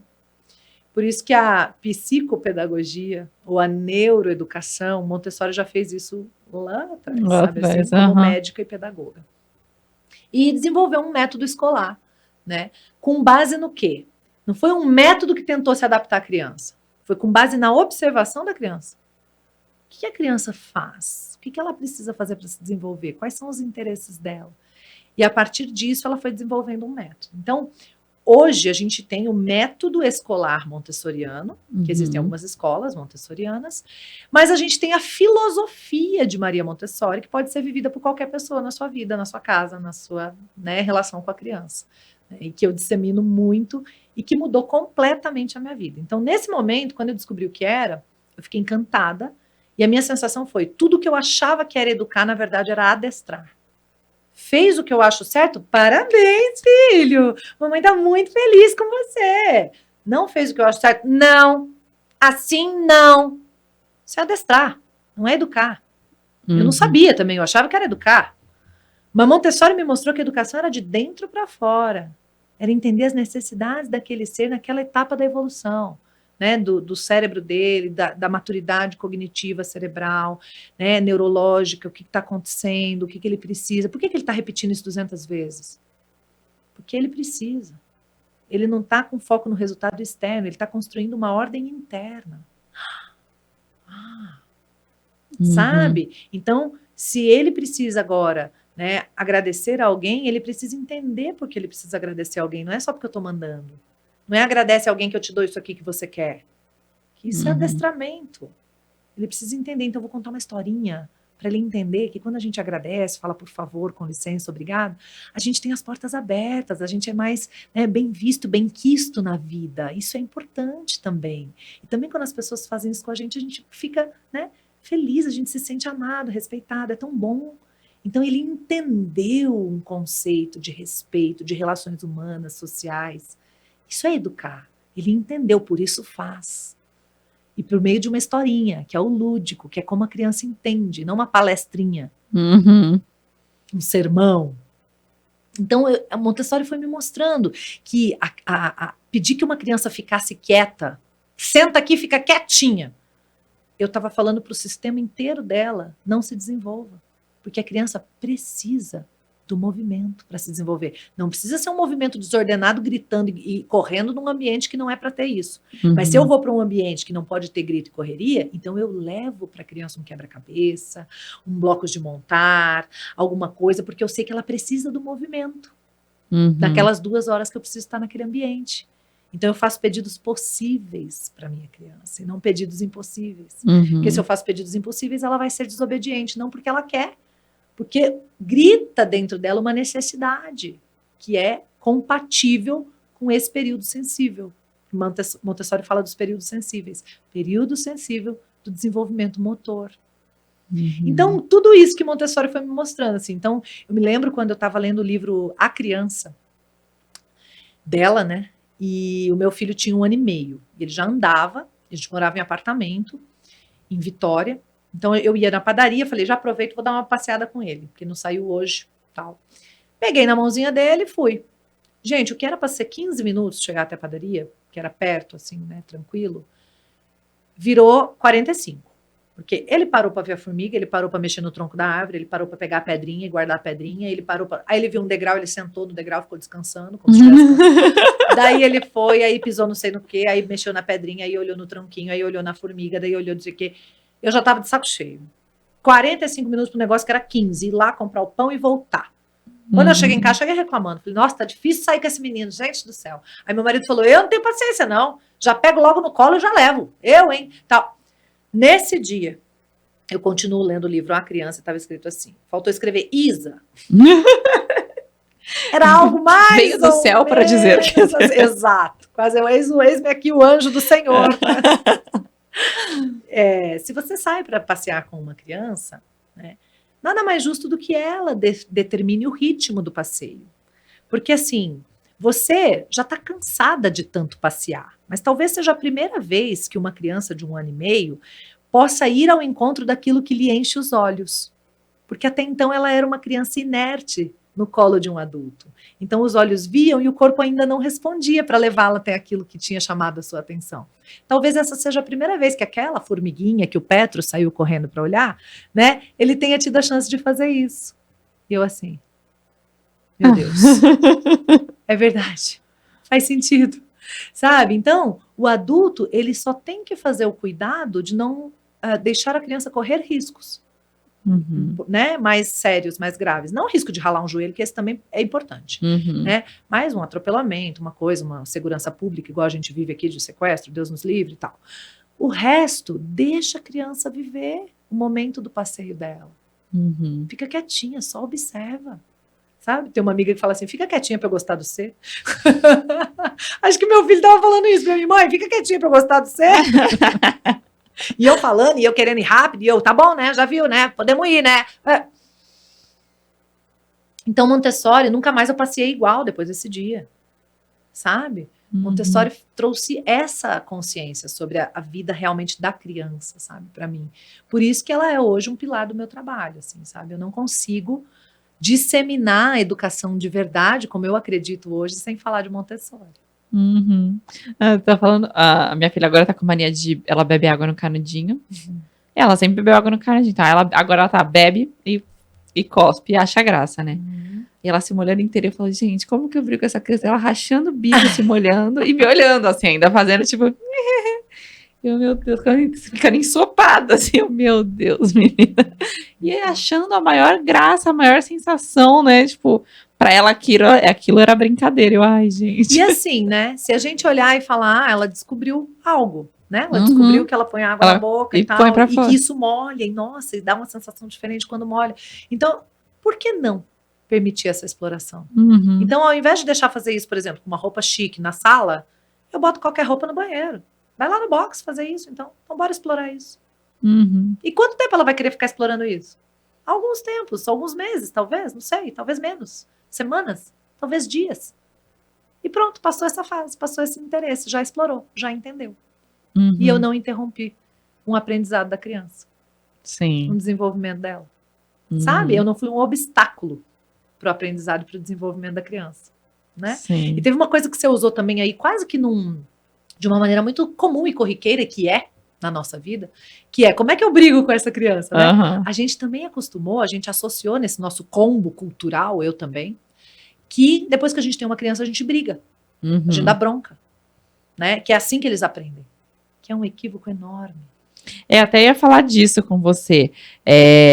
A questão que a gente tem essa, tanto de brigar, e até a questão que fala, vou bater na criança. A gente não bate em adulto, mas bate em criança, né? Na sociedade. E tem a questão do, mas eu apanhei quando criança, aí eu tô bem. Foi assim que meu brinco caiu. Foi assim que eu aprendi. Tá muita energia tá tudo negócio aqui. Assim, caiu o livro, caiu o brinco, tá tudo bem. Do nada o brinco. É muito. Estamos quebrando a internet. Tem muito essa questão do, mas eu apanhei. Foi assim que eu fui criado, foi assim que me ensinaram, então é assim que eu vou criar, né? Eu ensinar. E até eu conversando com meu marido antes, assim, um tempo atrás, falando assim, então, né, a gente apanhou, eu apanhei, ele apanhou quando criança. Foi legal. Tipo assim, aprendi, tô bem, tô vivo, tá? Tô vivo. Tô fazendo terapia? Tô. Mas tô viva, né? Aí eu falei, mas você gostaria que tivesse sido diferente? Eu gostaria de não ter apanhado, de ter sido escutada, ter tido uma... Eu falei, hoje a gente tem ferramenta, a gente tem pra aprender. Por que a gente vai repetir? Né? Mas lógico que não é a questão da grande maioria, né? Hoje ainda tem muito esse pensamento. Sim. Então, fala um pouquinho disso pra gente, do brigar, do bater, o que isso causa numa criança, né? É muito interessante, né, Fabi? Porque a famosa frase, eu apanhei e não morri, ela já denota que é uma educação que cria sobreviventes. Somos sobreviventes. Sobrevivemos. Né? Conseguimos, sobrevivemos, yes, né? Agora, não morremos fisicamente e emocionalmente. Que coisas podem ter morrido em nós quando apanhamos? A confiança naquela pessoa de referência, né? Não vou mais me abrir, não vou contar os meus segredos, porque eu não posso confiar, vai que ela não gosta e me bate. Né? O que mais pode ter morrido em nós? A iniciativa? Não vou fazer isso não, porque vai que minha mãe me bate, vai que meu pai me bate. Então não vou explorar nada não, vou ficar aqui na minha, vou me fechar. Ou a agressividade pode ter nascido de uma forma exacerbada. Então eu não sou mais uma pessoa da paz, uma pessoa que conversa, eu sou uma pessoa que vai com os dois pés no peito, que senão me bate, e também vai me bater de qualquer jeito mesmo, então eu vou fazer o que eu tiver de fazer. Entende? Então morreu a sutileza, morreu a doçura. Então o que morreu em nós? Apesar de nós termos conseguido fisicamente sobreviver, o que morreu em nós? Ou até mesmo a autorregulação emocional. Não, eu não vou chorar não, senão eu vou apanhar. Então eu vou engolir. E depois esse choro, em algum momento, vai sair. Ele vai trazer essa conta. Ou vai virar alguma doença. Porque também é assim que o nosso corpo sinaliza. As emoções não sentidas, não processadas, não vividas, né? Não divididas, não compartilhadas, não, sabe?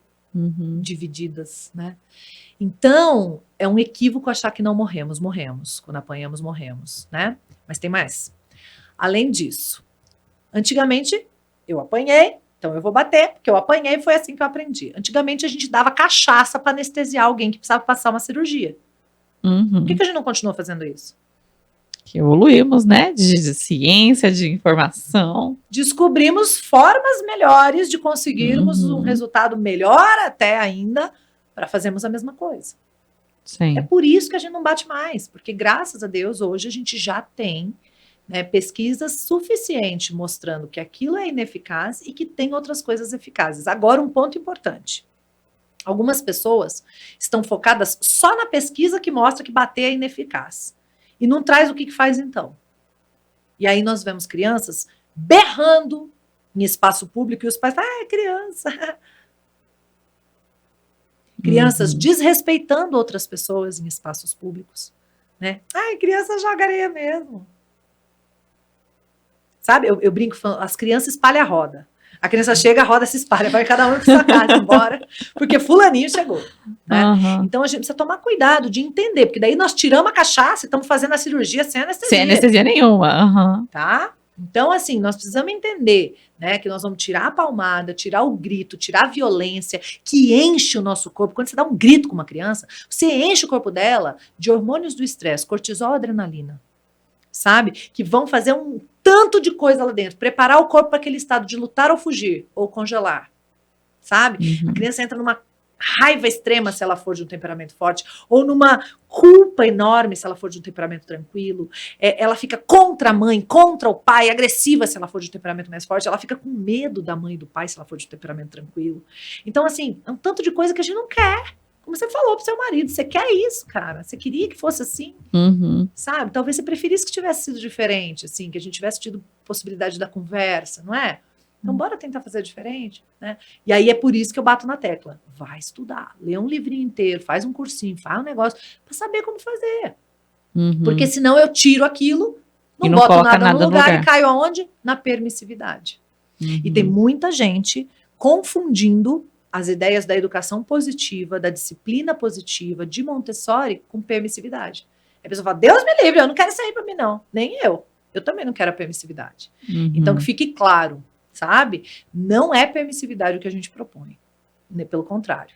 Eu sou absolutamente contra, sabe? E a gente escuta muita gente falando assim, vendo essas crianças fazendo esse tipo de comportamento, falando, é falta de tapa, é falta de apanhar. Isso aí, na minha época, se tiver, já resolvia. Aí você faz, ai, gente, tá. E você sabe que teve uma coisa muito interessante, uma passagem na nossa vida, que assim, eu decidi que eu não ia usar, então, violência, né? Nem tapa, nem castigo, nem cantinho, nem força física, nem grito, nem chacoalhar. E aí eu fui, então, em busca de recursos. E encontrei nesse tripé que eu falo, né? Temperamentos, PNL e Montessori. E aí eu fui conseguindo, assim, ter um menino de temperamento super forte, tá? Não é tranquilo de fábrica, nunca foi. Mas que a gente foi conseguindo conduzir, que dava bom, assim, sabe? Conseguiu, né, ter uma socialização legal, né? Não fazia a gente passar vergonha, uma outrazinha de vez em quando. Acontece, que, né? Faz parte. Mas nada muito extremo, né? Daquelas coisas de uma criança mal educada, sabe? E a gente foi conseguindo. Então ele estava mais ou menos com uns 3 anos e meio. Minha mãe fez uma cirurgia. E a gente morava fora e a minha mãe em Curitiba.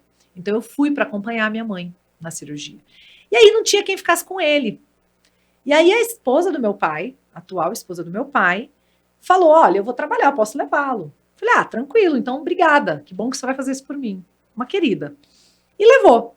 E no trabalho dela, tinham seguidoras. Né? E opa! O Petrus! Podemos perguntar tudo que a gente quiser. A Isa nem tá junto. E aí, observando que ele realmente sabia se comportar, com 3 anos e meio, era ok, era legal, funcionava bem. Elas falaram: não é possível que esse menino nunca apanhou. Não é possível que ele seja educado assim sem nunca ter apanhado. E fizeram a pergunta para ele: Petrus, é verdade que você nunca apanhou? Aí depois ela me contou, claro, né? Não sabia disso, né? E ele virou e deu a melhor resposta que ele podia ter dado com 3 anos e meio sobre esse assunto. Ele falou assim: o que é apanhar? Ele não sabia o que era. Não era um termo da vida dele. Ele não sabia o que era. Aí elas ficaram tudo assim: como assim, meu Deus? Então é possível, né? E aí, quando ele aprendeu o termo, né? Ele foi num parquinho lá e brigou com o menino bateu nele, ele chegou em casa e falou assim: o menino me apanhou. Me apanhou. Bonitinho. Porque ele não sabia mesmo como que conjugava, né, Sim. o verbo. Então, isso para dizer, não que somos perfeitos, não que meu filho nunca dá fora, nunca faz nada errado, não é isso. Não que eu tenha, nossa, não. É só para dizer assim, é possível. Tem um jeito, tem um caminho que a gente consegue viver de maneira legal, conseguir resultados potentes, né? Sem violência. Sem violência. Né? Então a gente funcionou com violência. A violência funciona, tá? De um jeito ou de outro. Ela inibe, sim, algumas coisas que a gente quer inibir. Não é porque não funciona. Funciona. Mas tem um preço muito alto que talvez a gente não precise mais pagar. Sabe? De quebrar vínculo, de quebrar confiança, de ficar muito agressivo, ou de ficar muito fechado, ou de ficar com um monte de coisas emocionais não ditas, né? Ou mal ditas, o que é pior ainda. E as terapias da vida, igual você falou, né? Que a gente depois tem que ir lá dar conta disso. Né? Então, que os nossos filhos não sejam a potência que venham a ser apesar de nós, mas por causa de nós, sabe? Sim. Que a gente contribua, olha, com o que eles podem ser nessa vida, com o que eles vieram fazer por missão. Sim. Sabe? Acho que é isso, né, que a gente precisa pensar. Como que eu posso contribuir com essa criança? E assim, lógico, temos que estudar, entrar mais a fundo, mas como que a gente pode impor autoridade sem partir para agressão, sem partir para um autoritarismo, né? Então, como que a gente pode educar ali essa criança? É muito interessante, né? A gente vem de uma ideia, né, mental, um mindset, de que a gente precisa impor uma autoridade. Na verdade, a gente é autoridade porque a gente é mãe, né? A gente é mais velha, a gente já sabe de um monte de coisa. Então, eu não preciso ficar mostrando, esfregando isso na cara da criança. Eu posso desenvolver isso de uma maneira muito mais leve, fazendo a criança pensar, né? Então, eu gosto muito do uso das perguntas. E a criança vai crescendo, você vai podendo usar cada vez mais, né? Quando é muito pequenininha, ainda não tem muito isso. Você pega no colo, muda o foco, né? Troca de... Mas, você quer isso? Você sabe o que é isso? Você sabe para que isso serve? Você sabe que isso é perigoso? Olha o tanto de coisa que você consegue, a criança ela quer te ouvir. Você não está tirando da mão dela, você não está desrespeitando, você não está batendo, você não está agredindo, você não está... Porque eu mando, porque... Não, ela quer te ouvir. Então você conquista essa autoridade, não impõe. Agora, claro, tem 5% da vida, Fabi, que eu já falei pro meu menino: você acha que você tá falando com quem para falar desse jeito comigo? 5% da vida. Tem gente que viveu 95% da vida assim. Sim. Não, sabe assim? Então, o quanto for possível, brinca, conversa, canta, conta história, torna lúdico, de igual para igual. E aí, se a criança começar né, inverter papéis, querer ela tomar decisões importantes que não cabem a ela, querer desrespeitar você, bater em você, oi, opa, é 5% da vida. Uhum. Sou tua mãe. Isso não cabe nessa relação, não é uma opção. Uma vez meu filho chamou de chata. O máximo de xingamento que ele tinha uns 7 anos e 8, sei lá. E aí eu olhei assim e falei, eu já xinguei você alguma vez? Não. Então não te dou esse direito. Você não tem esse espaço, isso não é uma opção. Vai pro seu quarto que eu não quero falar com você agora, eu tô muito brava.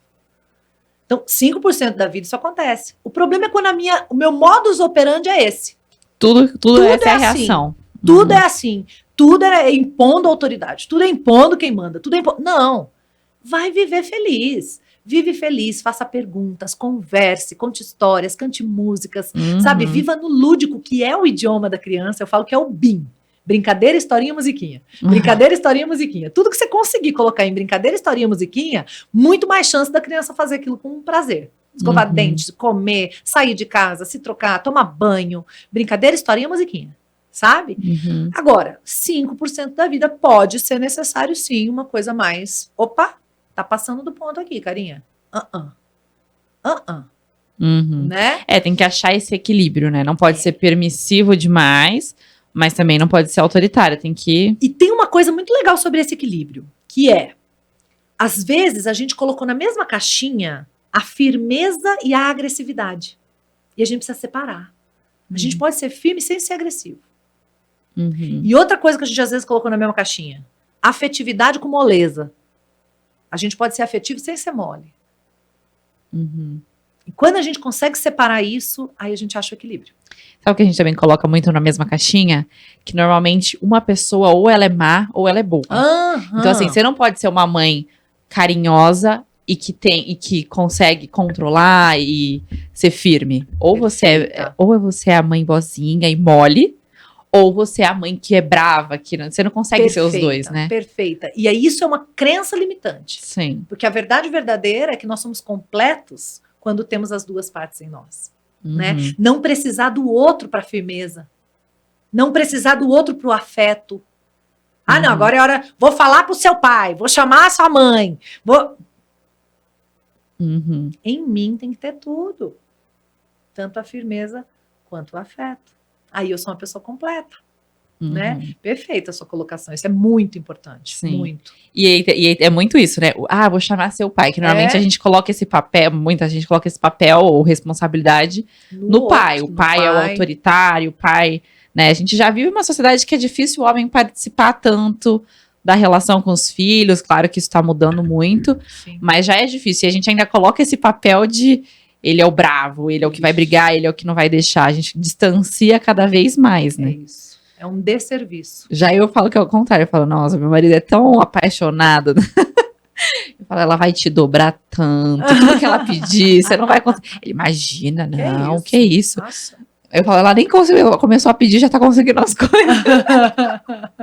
nem fala ainda, já consegue o que quer. Maravilhosa.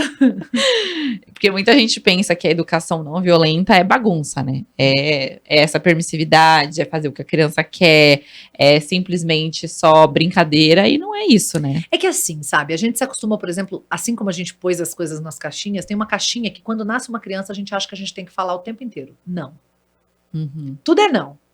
Tudo é não. Aí eu costumo dizer assim, coloca um filtro, uma peneira do porquê não. Põe a peneira do porquê não dentro da sua cabeça. Quando você pensar em falar não, você fala, por que não? 90% vai virar sim.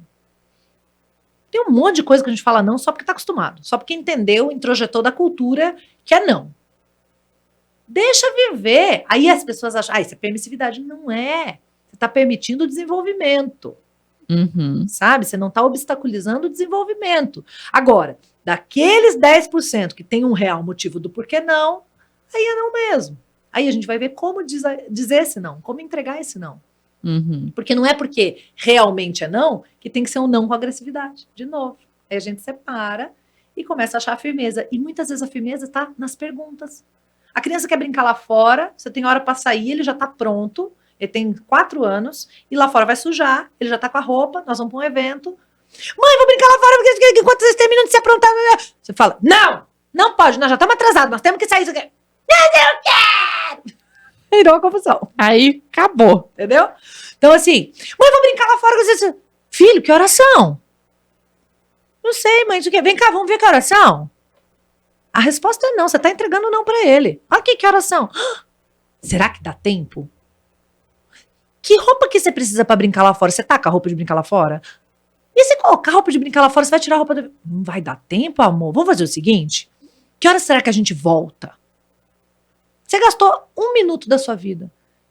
E a criança aprendeu alguma coisa. Ela aprendeu a fazer conta, a pensar na hora.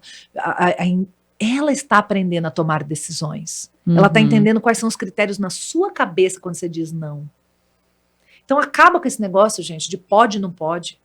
Não é a gente que diz que pode e não pode.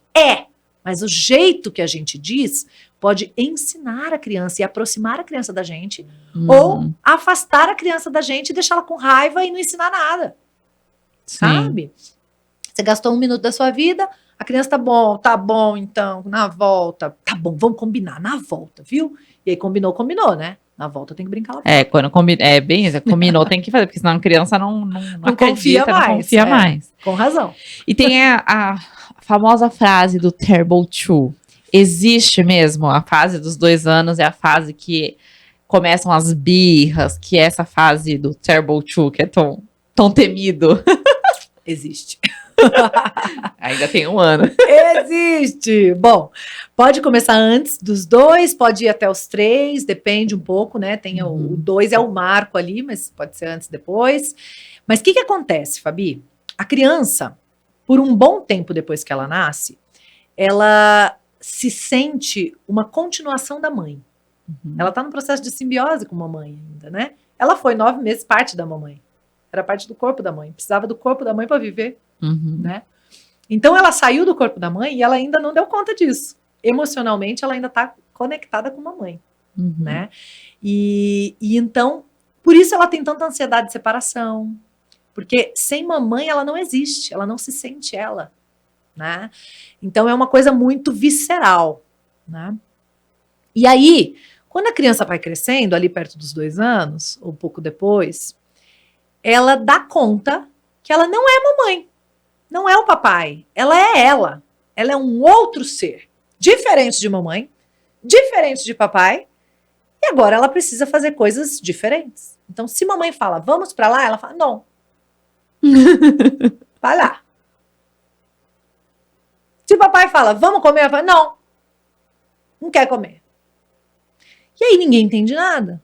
Fala, gente, o que está acontecendo com essa criança? Né? Eu também não sabia disso, mas depois eu descobri que é isso, ela está tentando individualizar-se. Por isso que é chamado de adolescência da infância. Sabe? Então, se mamãe quer que eu vá para lá e eu não sou mamãe, eu não quero igual a mamãe. Então, é uma hora que a criança fala não antes de ouvir o que é. Não, quero. Acontece isso.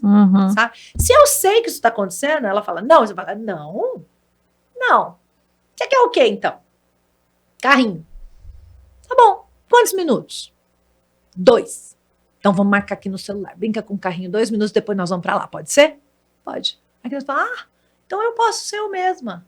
Nossa, então ela sabe que eu sou outra pessoa. Eu não preciso ficar brigando com ela, porque ela já entendeu. Né? Então eu brinco de carrinho 2 minutos e vou pra lá. Tá bom. Não mudou nada na sua vida 2 minutos e mudou tudo na vida dela, que ela entendeu que ela pode ser outra pessoa. E não precisa se jogar no chão para você entender isso. Ela viu que você já entendeu. Vai se acalmando. Agora, não é hora de carrinho, é hora de vir comer agora. Não! Sim! É eu que manda aqui, eu vou impor a autoridade, eu vou... tá feita, Caca. Porque aí a criança acha que ela não pode ser ela mesma, que você não entendeu que ela é outra criança, ela esperneia, ela grita no chão, porque é uma necessidade emocional. Entende? Então, é cansativo, é um processo meio longuinho, mas se eu entender o que está acontecendo e vou ali, passa. E eu não amplio uma situação que poderia ser mais atenuada de acordo com os recursos que eu tenho.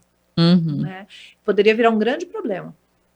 Tem crianças que estão com 4, 5, 6, 7, 8, 10, 12 tentando se individualizar. tentando falar, eu quero fazer as coisas por mim mesmo, me deixa.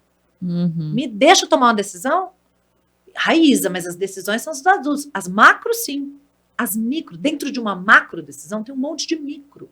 As micro decisões podem ser das crianças. Como é que a gente aprende a decidir? Decidindo. Sim, entendo. Né? Tendo essa liberdade de fazer as coisas. Decidindo, vendo que não foi uma boa escolha. Errei, da próxima vez não quero isso não. Sim, né? A importância de dar autonomia, né? Para algumas situações. É muito importante. Tanto física, deixar a criança se trocar sozinha, ir ao banheiro sozinha, fazer higiene sozinha, a gente sempre ajudando, porque essas coisas, né? Às vezes eu preciso ajudar. Comer sozinha. Isa, mas faz bagunça. Faz. Né? Quanto mental. Tomar decisões, algumas decisões, pensar, fazer perguntas para ela aprender a pensar, entender os critérios que são usados. É muito legal. Ai, eu amo. Dá para ver, né? Eu me empolgo. Ai, gente. E você também estudou e aplica PNL, né? Qual a importância da PNL na aprendizagem, assim, para a criança? Sim. Bom, a PNL é um arsenal de recursos e ferramentas muito potentes, tanto para a gente lidar com a gente mesmo, quanto para a gente lidar com o outro, entender o outro. Então, programação, neuro, então entender de cérebro, linguística, entender da linguagem, da conversa, da comunicação, né? E quando eu estudei a PNL, eu entendi muita coisa sobre mim e sobre as relações. Então, eu consegui perceber, poxa, se eu falei desse jeito e não deu resultado, então eu tenho que falar de outro jeito. PNL que me trouxe isso. Não é que ele não é obediente, é que o jeito que você falou não fez efeito para ele.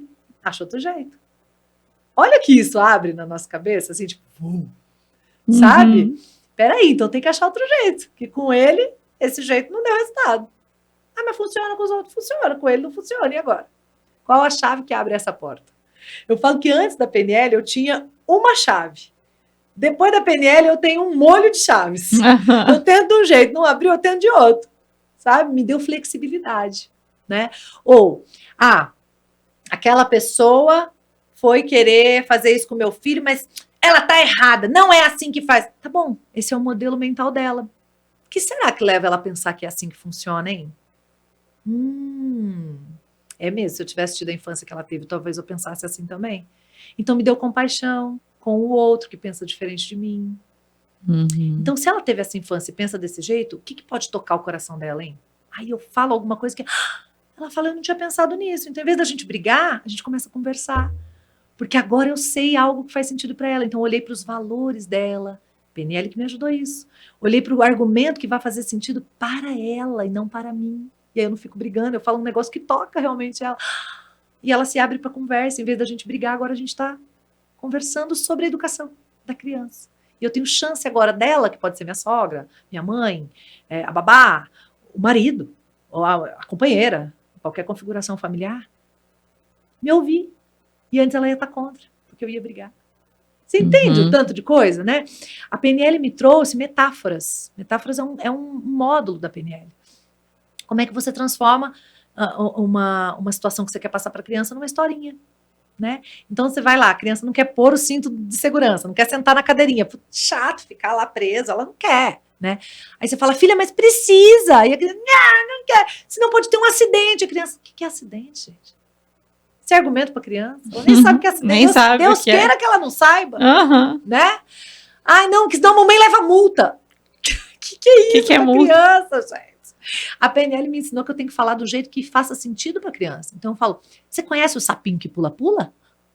O sapinho que pula-pula que não gostava de sentar na cadeirinha quando entrava no carro? Ai, teve uma vez que ele queria pular. A mamãe falou para sentar na cadeirinha, mas ele não quis. O irmãozinho sentou, a mamãe pôs o cinto, o papai pôs o cinto. Ele não quis, porque ele quis ficar pulando.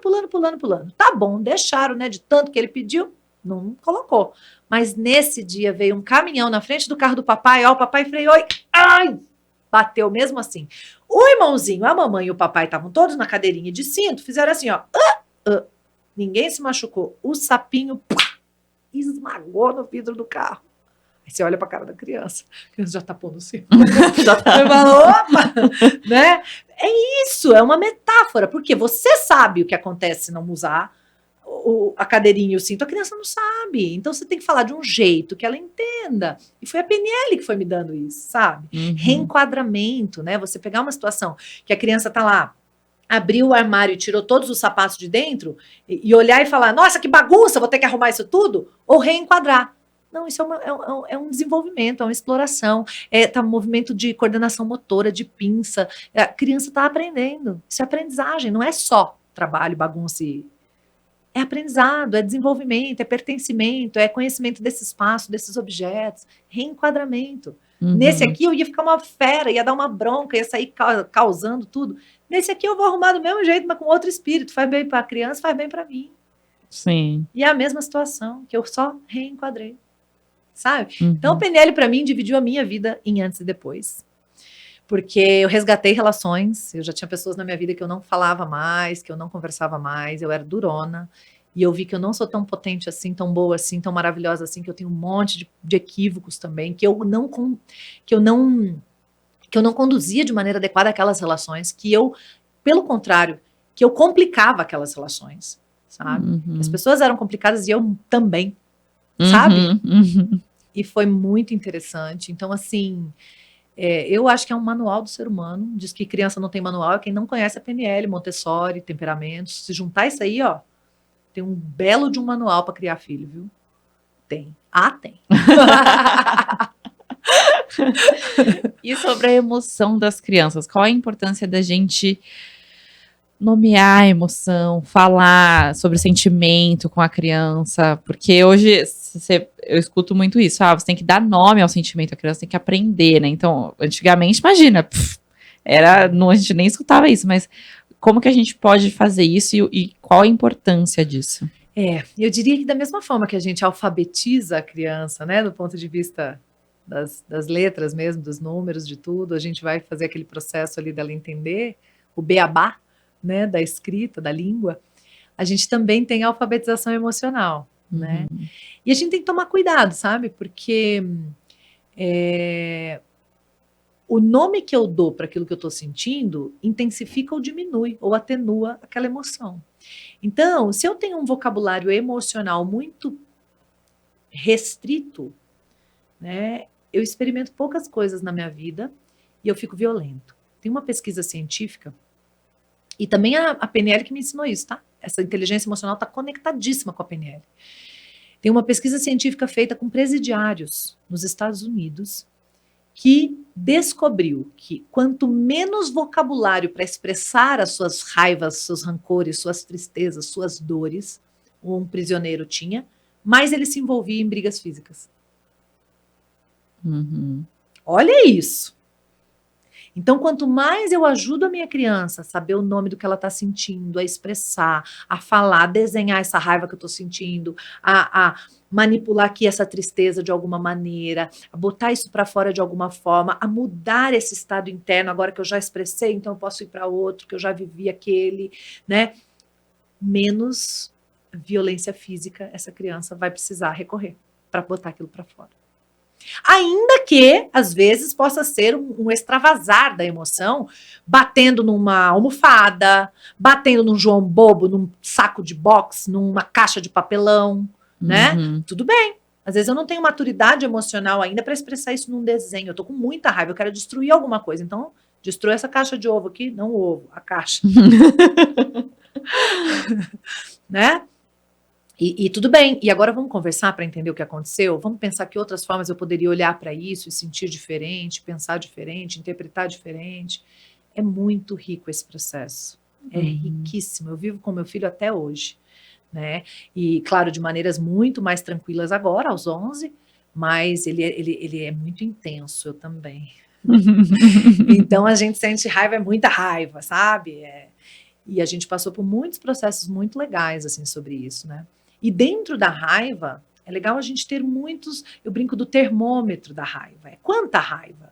Eu estou irada ou estou só aborrecida? Isso também dá para a criança essa chance, sabe? Eu não estou só com raiva. Tá bom, dentro da raiva, muita raiva, é médio raiva, é pouca raiva. sabe? Uhum. Então é pouca raiva, ufa, que bom, dá para sair mais rápido. E você vai ajudando, né? O que a gente não pode ter é aquele desespero de sair correndo da emoção, que a gente bota a tela, hipnotiza, a criança para de chorar. Uhum. Sabe? Como é que nós vamos resolver isso? Como é que nós vamos entender isso? Como é que a gente vai se autorregular? Como é que a gente vai conseguir mudar esse estado agora que a gente já entendeu, já expressou o que precisava? Né? É muito potente. Ai, queria agradecer muito a sua presença. Dá pra ficar falando aqui por muito mais tempo.